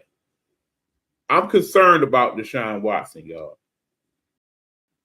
On the one hand, is it that, okay, in order for you to truly be Deshaun, you needed to fly that freak flag and be that dude in order to be great? Could that be it? Is it that, okay, the death of your father, being one of the few people that supported you through this time, is definitely having its effect on you? Granted, that offensive line of Cleveland, not so good. They had injuries, it showed. And Dallas defense, got to get them respect. That dude Parsons was all over everywhere too. But looking at what we saw Sunday, I'm hard pressed to see anybody giving that dude any type of contract after his contract is over in Cleveland. And thank his lucky stars that he had the agent did that made the contract that I think, outside of somebody maybe named Otani and a couple other NBA players coming up, will never see in terms of fully guaranteed big time money like that. No, especially in the NFL, a fully guaranteed contract for that much money, even that didn't get that. So yeah, I don't see that happening anymore. And Deshaun, you the reason why, bro. You are the ultimate cautionary tale at this point. It's sad too, man. Because it looked like you're going to split half of that bread with all your victims as it is, allegedly. Ooh, because that lawsuit came back up, and it's a totally different one, man. So, and understand, people, there is this thing in that contract that says if something like that happens again on that watch, it's possible they could void the rest of that contract. And based on what we see him play wide, if they can equate one to the other, because keep in mind, they said this happened before he was in Cleveland. But even still, though, yeah, it could get real ugly, bro. That's why I think he got all that guarantee money up front, because they knew something was going to happen and where he was going to miss some games. But yeah, like back into that contract ain't save him whatsoever. No, I mean, bottom line, they're going to swallow that one on up and charge it to the game, but never again. Never again. Yeah, now that's leading to the next person in the next game. The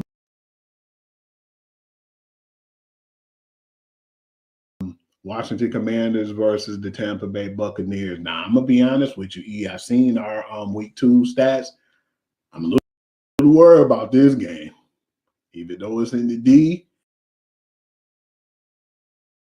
That team is not bad, man. I still feel like we got a lot of firepower. We can still, push the limit, but that team matches up really well with us. But what Baker Mayfield did after all the stuff he's been through, and to come out and swing the way he did, I have to give him credit where credit is due, man, because he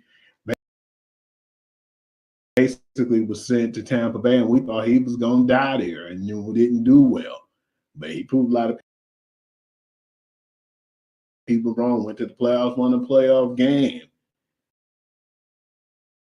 And they kind of figured the Washington Commanders wasn't going to do anything as far as to give them a threat. But they did, you've seen some good from Jaden Daniels, but it was just too much. Baker Mayfield, man, that dude had for the game 289 yards on 24-30 passing and 4 touchdowns. I'm liking what we're seeing from Baker, not just in terms of his play, but in terms of him, the individual. And his maturity. People starting to compare him to another great Cleveland quarterback from back in the day, a dude named Johnny Manziel, and how all that transpired with him. And he just wasn't mature enough to deal with it. Baker ain't going out like that. And I'm thankful. I'm thankful that at some point he's like, okay, part of this is on me. I need to mature and deal with this game a little better, do a better job with my preparation and with my understanding of the game and dealing with my teammates. You see all that now when you see Baker Mayfield. He is more of a role model in terms of quarterback. Keep in mind, most teams invest 15 to 20% of their salary cap on quarterback. You can't just have any old body being in charge of the hookup. Going back to that previous conversation about Deshaun.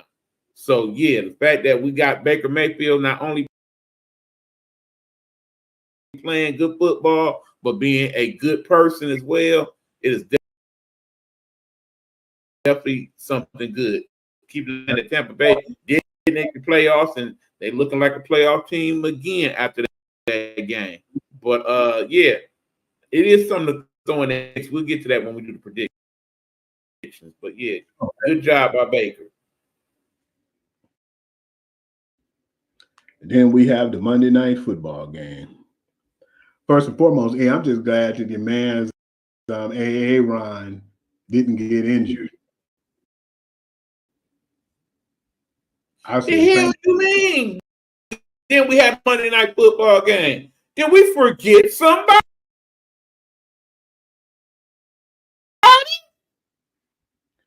Oh, I was going to do that last. You want to do that now? Okay, as long as you ain't forget them. All right. Go ahead. You better watch your mouth. You better watch your mouth. You told me to do this last. What up on you, bruh? You told me to do this last last week when you thought I was slipping, and this week I'm doing it, and now you got a problem.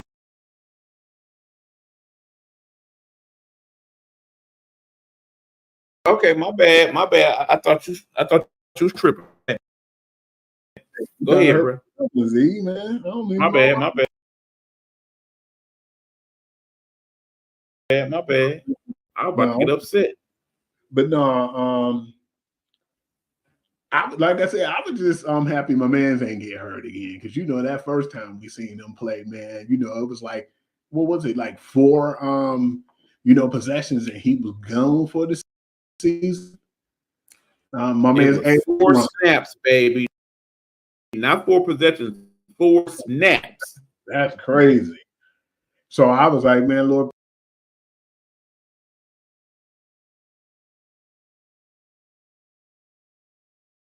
please don't let this dude get hurt. But right, of course, we talking about a round, by the way, yo. And that possession was actually pretty good. I said, damn, they ran the ball. Brees Hall looked like a world beater at first. I don't know. Maybe, San Fran had a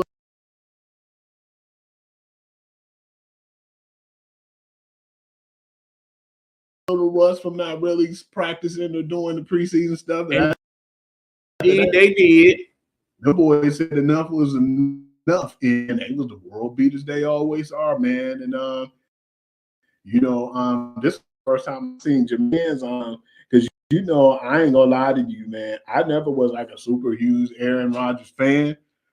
I was surprised that one of the balls he threw it a little too late, and they did a tip drill and interception, because I always felt like he was too scared to throw the ball. And I'm not saying he needed to be a gunslinger like Favre and throw tons of interceptions, but when the game was on the line, I feel like he didn't do so, because he was worried more about his stats than going to the Super Bowls and other situations of that nature. But the 49ers, man, damn, they did it with a guy off the streets damn near. I mean, he's been on the team for 3 years.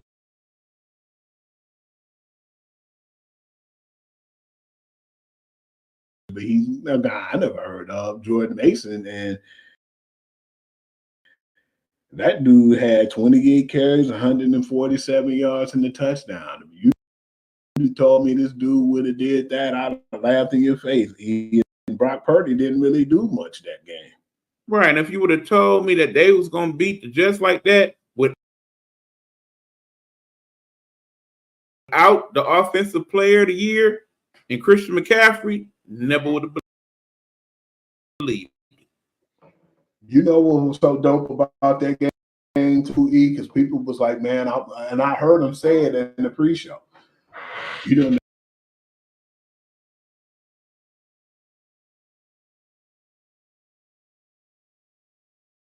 Now that we find out Christian McCaffrey's not going to be here, I'm really turning towards the Jets, and I'm going to take the Jets as the favorite to win. And we don't know how good Trent Williams going to be just coming off the streets. No, don't get it twisted. Trent Williams, man. And it was like he didn't miss a beat. That dude is a wall of a human being, okay? If you've ever seen a true offensive lineman in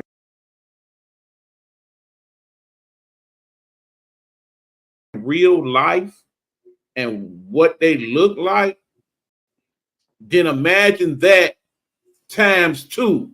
That's Trent Williams, okay? A huge individual. He like 6'7". In some cases, all you got to do is do this. And you're not going to get much past him, okay? He that big. And then he's strong as hell on top of that. That's a big dude. That's a huge dude, okay? No. Because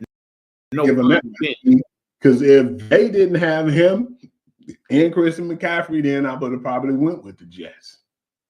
But all they needed was Trent Williams. Yeah, Christian McCaffrey got hurt, man. He having freak injuries all the time, in my opinion. But yeah, all they need. That basically showed you all you need is Trent Williams and a good. I mean, because bottom line, just watch the game. Watch very closely. Brock Purdy goes back to pass. You'll notice he'll always drift to the left before he throw. That's because Trent right there blocking out everything, including the sun. I've seen Trent Williams jock out like 2.5 people one play on that by game. himself. Grown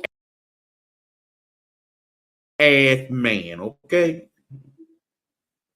And I loved it too because I wanted to hear the excuses for Ron, man. But he basically came out there and he did.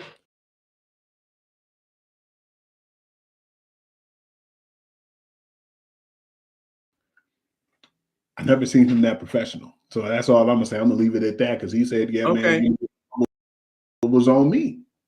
You know, I mean, bottom line, he definitely could have benefited more from playing in the preseason, and the Jets will be better in the end. Keep in mind, this might be the best team they play all year. So, yeah, they'll be better. And they got the Patriots twice, so let's leave it at that. There it is. All right, E. Now, last but not least, there we go. E, you know I couldn't watch this damn game. You talking about, man, I talked to you at halftime. Man, I took the oxycodone just to go to sleep because you know how you know, sometimes I didn't even watch games last year. I'm to the point with the Lions, if I get that terrified, I'm not going to watch a game because I don't want my blood pressure to go up. You know, I just had that hernia surgery, so I was frightened. I said, I'm about to take this oxycodone and go to bed. I took it, went to bed early. I went to bed. You wonder what happened last week to the show. You just told what my business to tell, but yeah, that part. He's feeling better, by the way. We discussed that. He good. Somebody asked me about you. That's why I'm saying it. Bro, I got up and I said, damn, nigga, you know what time I got up, E? When? 8:15. Kick off. I prematurely pre-gamed and pre-gamed wrong. Woke up, man, I gotta watch this. So what I did was I put like the little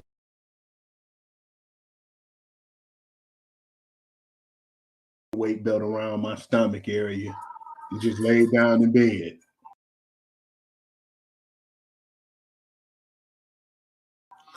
The game was so intense, E. It was like a playoff game in week 1. That, I have to say, probably was the best game. You know, if you want to rank them, like Kansas City's, the Eagles game in Detroit, I'm going to probably have to go Detroit first and then Kansas City. Then I'm going to do the Eagles game third because most of them was like wired games. But that was more of a playoff atmosphere that we faced, man, because, you know, I was pissed when we was up 17-3 and we blew that lead.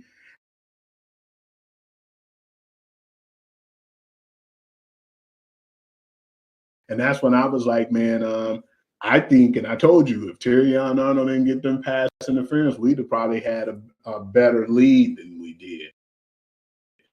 They're going to go through some growing pains, man, and I'm hoping they don't be nothing we got to deal with all year.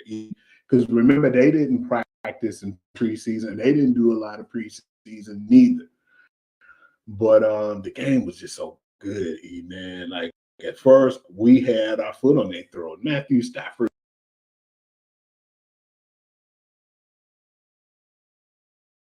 being who he is, he said, man, I'm that dude. You know, I've been here. I know what it takes. I was here when we wasn't shit.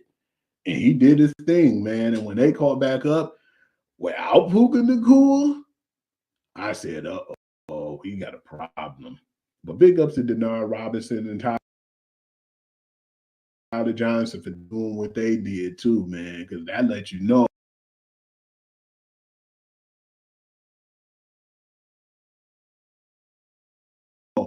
when Puka Nacua got hurt, they had other people to step up. I believe we would possibly might see them dudes again down the line, but to see the drive that Jared Goff had, because I know my sister's not a big fan of Jared Goff, and I had to tell her, you got to understand, Goff is younger than Stafford, you know, and he don't get injured at Stafford, and I understand, you know, Stafford got that arm and he's a gunslinger, but I said that Jared Goff does just enough to not lose, and I've seen him execute plays that I didn't think he had in him last season. A la this year when he took that mug down there and they got that field goal, and when they took it to overtime and we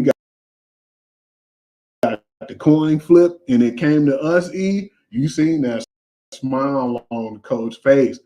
What I was upset with all game though is why didn't y'all try to do that and, you know, get y'all dominance going on the O-line the whole game and smash that mug with David Montgomery? You know, they was being too cute giving it the digs on them screenplays and stuff, man. You got that hammer, but then I looked at it like, well, I am glad that they didn't use the hammer then, because he probably would have been worn out by that time.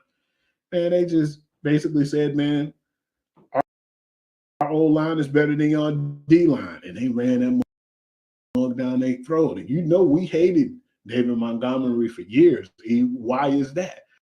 He was a Chicago Bear. When they played us, his ass would not go down. I've seen him drag people for 7, 8 yards.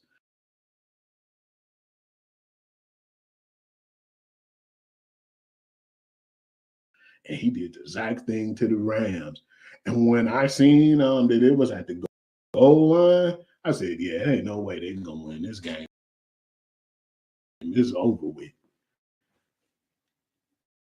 We clearly had the best 1-2 punch running back wise in football. We have, if not the best offensive line, one of the top 3 offensive lines in football. Both of those came into play. J-Mo, if we get that J-Mo the rest of the year, in addition to everything we saw with the running game, ooh, baby. And that kid Bates, I think that kid Bates going to be a lot better than people want to give him credit for right now.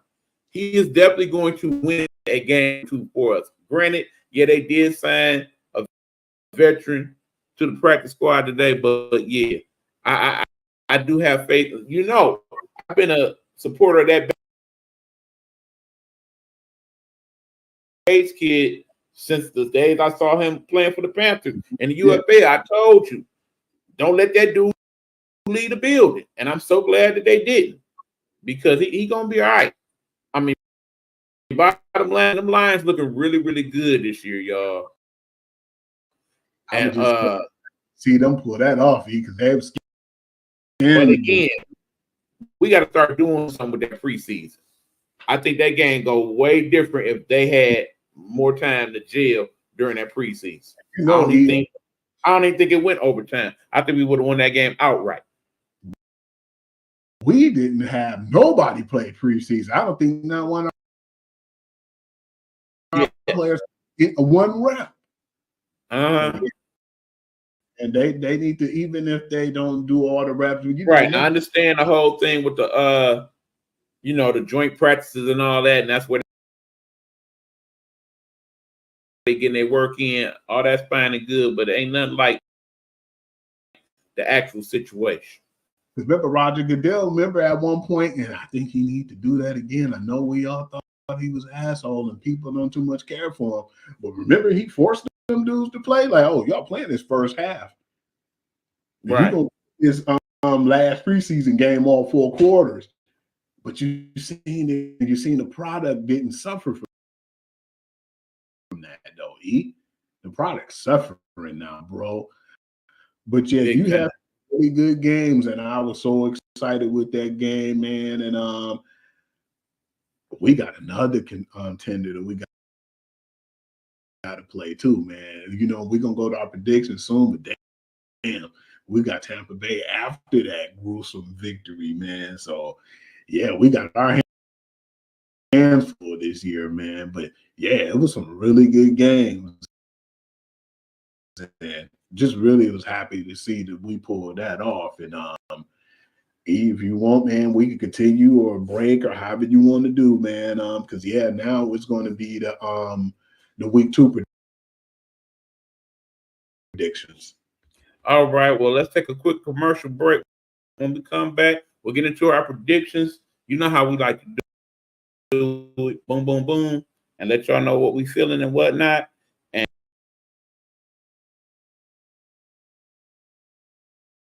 And we're going ahead and wrap this thing up. This is Sports Guru, Sports Perspective. E-Buck, your co-host here. Sports Guru Hugh there. We'll be back. Again, you know, we love that young lady.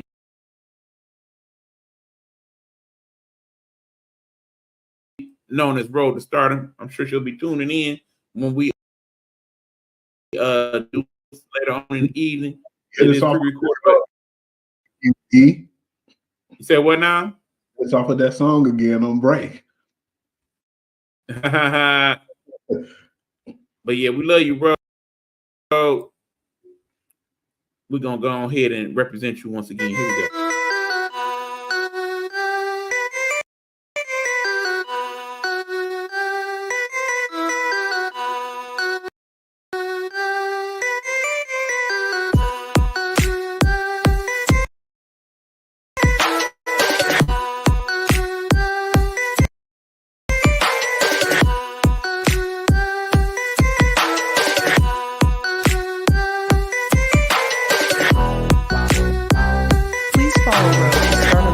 On Blog Talk Radio or where most great music podcasts are located. Don't forget to subscribe and show some love.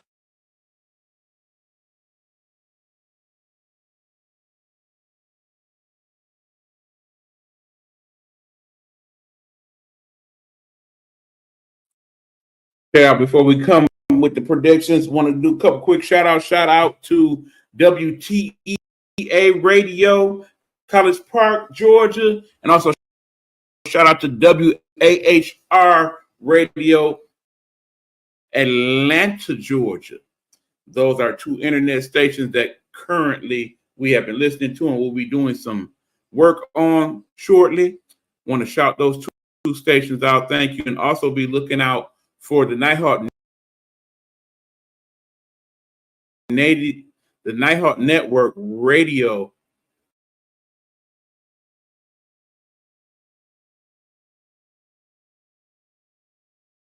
version. In other words, we're doing Nighthawk Radio coming soon to a radio or phone near you. Definitely be looking out for that. You'll be able to hear some of our sports shows there now. Without further ado, about to get into the predictions. Let's bring Hugh back here. All right, there him is. Put him back there in front where he belongs. Yep. And then we will do our week 2 predictions. Let me go ahead. I'm sure if you already access the proper stuff for us to look at, and I'll let you know what I think on my end. And let's go, Hugh.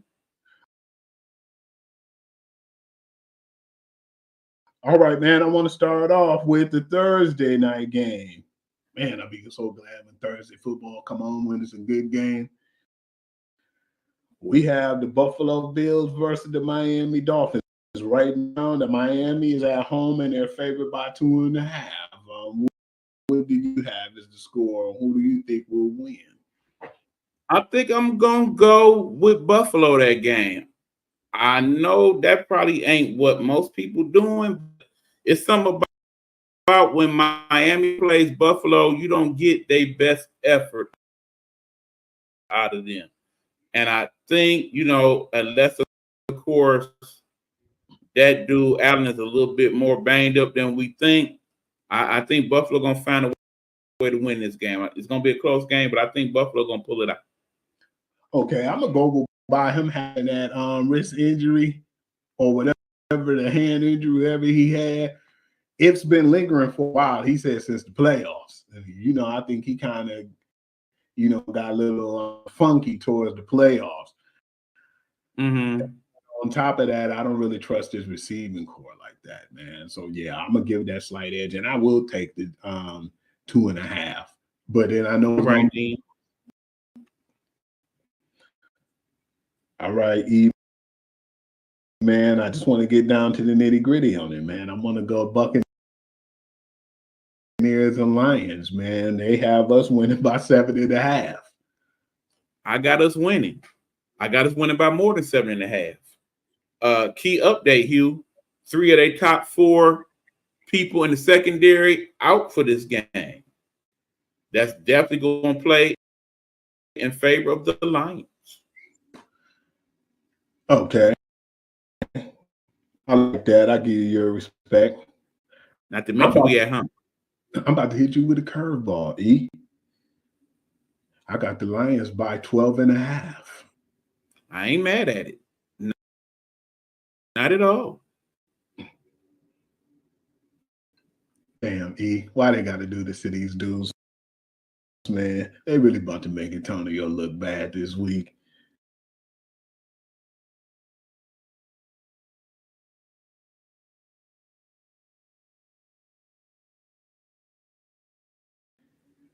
The Ravens. The Ravens at home. They got the Ravens by 9 points. And I'm gonna go over. Man, I'm telling you, They about to beat the their MVP gonna feel some type of way in this game. It could get ugly. It could get ugly.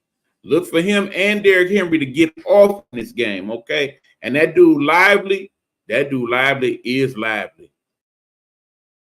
I hope that my transaction went through and I got him on my fantasy football team. I did put in for him. I'm gonna need to check that out for sure. Man, don't be mad when I ask you. I'm trying to see who I should put in the fantasy this week, man. Him or Kelsey. Because Kelsey sometimes be lackluster, man. I don't think Isaiah gonna disappoint. Especially against the damn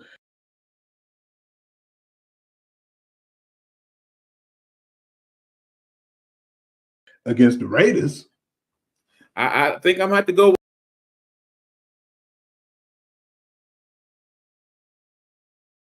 with Lively. Man, you about to tell us who Kansas City gonna play, but yeah, the Raiders, it don't get much worse than that right now. I see Lively doing this thing. Oh, you definitely see.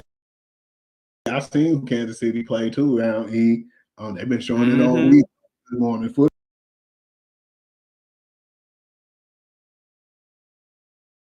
football.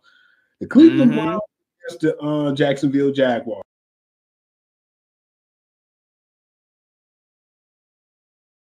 Surprisingly, they got the Jacksonville Jaguars by -3 at home. I got the Jaguars, man. Cleveland, man. That Deshaun Watson debacle. Yeah, it's not looking good. That's why I'm surprised they said 3. I'm gonna go 7 on this one with the Jaguars. I definitely would go with that. Yes. Jets versus Titans, man. They had the New York Jets winning this one on the road, 3.5 favor. I'm taking the Jets and the point. I like I said, this ain't 49ers, okay? I think we're gonna get better play from A-Rod, and definitely Hall is definitely gonna be a factor. I'm going with the Jets.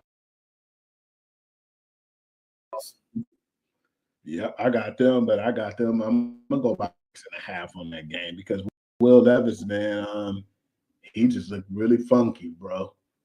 That first game. So yeah. I'm surprised they don't got this higher, E. 49ers versus the Minnesota Vikings. They got San Francisco by 6 points. I think the only reason why it's 6 is because they still don't know if McCaffrey coming back or not. If McCaffrey play, you could double that for sure. If he don't play, I still say they win by about 10. I'm going with the Niners all day. Double it because they had Jordan Mason, and I seen what he did against the Jets defense. All right, then. Chargers and Panthers. They have Los Angeles Chargers by 6-point favor. Man, if it ain't no way you're gonna favor the Panthers in no game this season. I don't even know if they play the Patriots or not, but it don't even matter.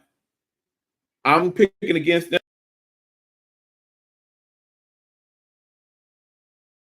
every time. Basically, y'all know back in the day, remember how we used to always bet against the Kraken that first year? When they was the Kraken, I'm taking that same philosophy with the Panthers this year. Mm-hmm. Go against them every time, get your money, get your money. I got Going with Chargers all day. I got them by 8.5 on that one too. Ain't no. Oh, by the way, y'all know how we do it. Basically, as we making our picks, feel free to put your picks in the comments as well. All right, E. Well, you know we had to say these bastards. Seahawks versus the Patriots. They had Seahawks by. Damn, I'm surprised they ain't higher than that. I guess because the Patriots at home, 3.5. It ain't gonna be cold in New England. What they think about? Seattle all day. Touchdown easy. I take that touchdown too, E. Okay. Saints and Cowboys, they got the Cowboys by 6.5. Why they disrespecting the Cowboys like that? And they at the crib too. And that nigga got his money. Saints about to get waxed. I got them by 13.5 in this one. Dallas. I ain't mad at it. Damn me, why they gotta keep doing this to us? NFL be having some clunkers. New York Giants and the Washington Commanders. They have Washington by -1.5, bro. Man, please don't give us that game on TV. Man, you know that NFL Plus watch it. If you're a Commanders or a Giants fan, I get it. But as basic football fan, hey, I ain't trying to see that. Got the Commanders. Because they got the rookie quarterback, I can't say it's gonna be a blowout, but I say they win by at least touchdown. Yeah, I think he better than Daniel Jones, so I'm gonna go with the Commanders myself. Oh, you gonna like this one, E. Colts versus the Packers, but you know we already know Jordan Love ain't playing and Malik Willis playing. This would be a much better game if Jordan Love was playing, y'all. It's been a great game. Possibly could have been the game of the week.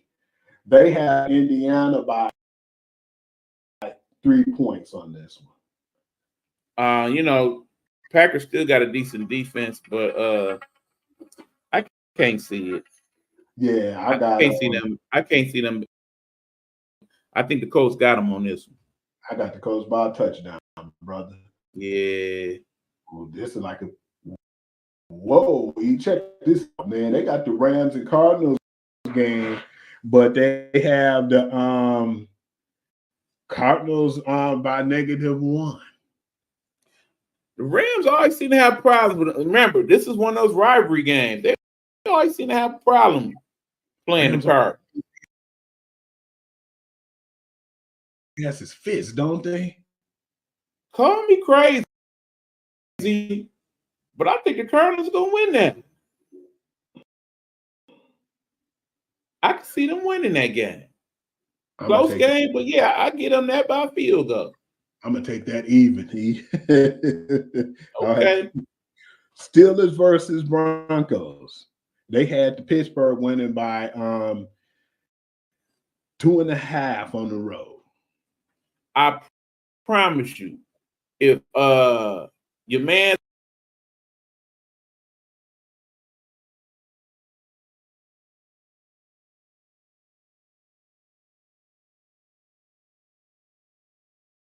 is healthy at all, he will be playing in that game.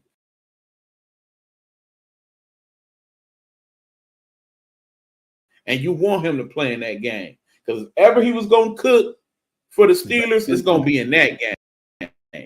He got to feel some type of way about how he got dealt with. And it's in Denver too. Yeah. I'm assuming, though, that it's going to be Fields again. Based on that, I'm going with the Broncos. If Russ play, then I'm going to Steelers. It's going to be close either way. I'm gonna go with Pitt, but I'm gonna take it in there. I'm gonna take the -2.5. Okay. Bengals versus the Chiefs. That's what I wanted to let you know who's playing. That's why I'm gonna put Isaiah Likely as in.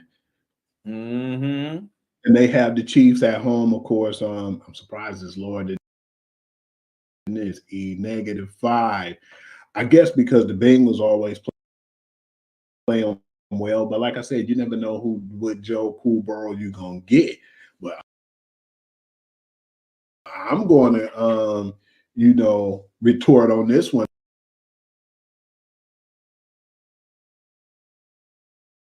And I'm going to go with Kansas by a touchdown. KC by a touchdown. I'm going to take KC by a field goal because Natty always played them tough. I'm thinking Higgins is not going to play in this game again, and that's going to be somebody they need in this game. I'm very curious to see if we get a repeat performance by Worthy like he did in that first game. If that dude play like that for the next few games, yeah, y'all gonna forget all about Tyreek Hill in Kansas City. And I ain't trying to be funny when I say this, man.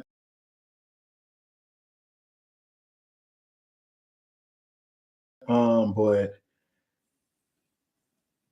I feel like with T. Higgins, that's why he probably didn't get his money, man, because he's been banged up the last 3 years. You notice that, bro? He's been banged up a lot. So I won't have no money like that one. I know a lot of times he'd be in a game time decision and he just wouldn't play. So yeah, I wouldn't put my money on trying to sign him to no really big deal, knowing that he don't stay healthy all the time. Yeah, can't argue that point. Of course, this one's gonna be on the late night, which is actually pretty cool. The two, you had a rookie of the year from last year, and you have the college Heisman, former college Heisman, Caleb Williams, the Bears versus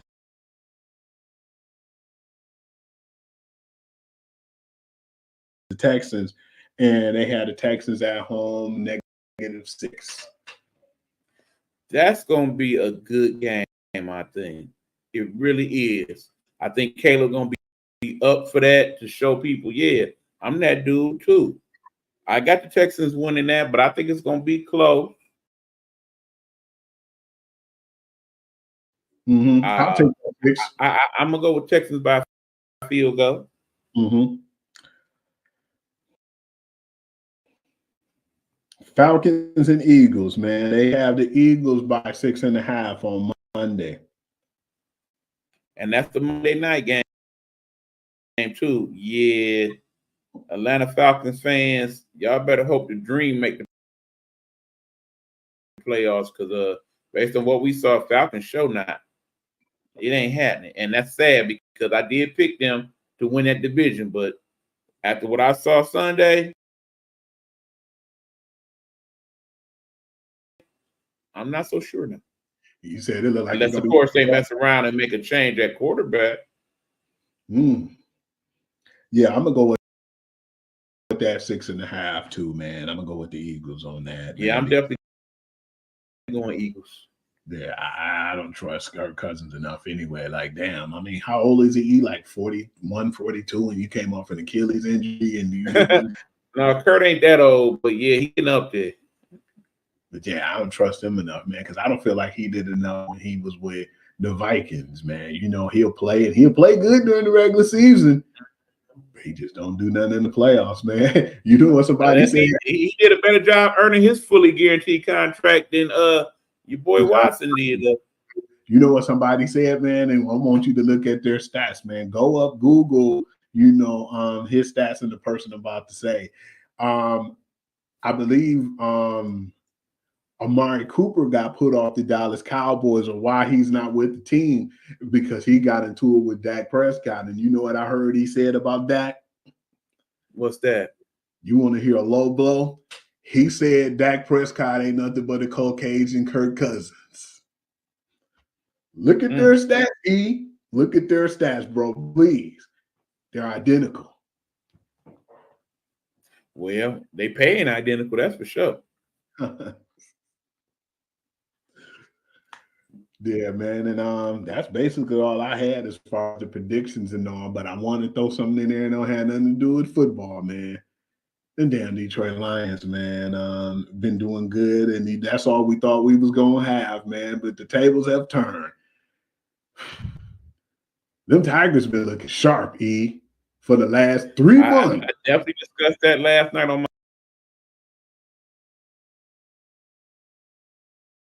my show. Yeah, it's a surprise because, like I said, we saw what they was hitting like earlier in the year, and we was like, man, they keep losing these games 2-0, 3-1.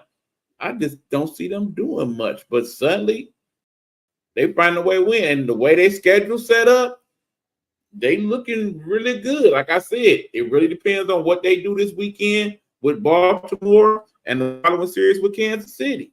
If they can win them 2 series, anything's possible. I can definitely. I don't think they do much when they get to the playoffs, but yeah, I recognize. But they've been that damn good, though, man. I've been surprised. Credit AJ Hinch for having that team be about something. Yeah, because we've seen them, though, man, and we thought that they were going to do well anyway, E, because it went from the point where they wasn't good that first year under Hinch. Last year, they was 5 games under 500. And now they might end the season over 500. Mm-hmm. Yeah, they only you remember when we did the previews in the season, I thought that they had an outside chance of making the playoffs and winning that division. I'm not completely surprised, but I am somewhat surprised.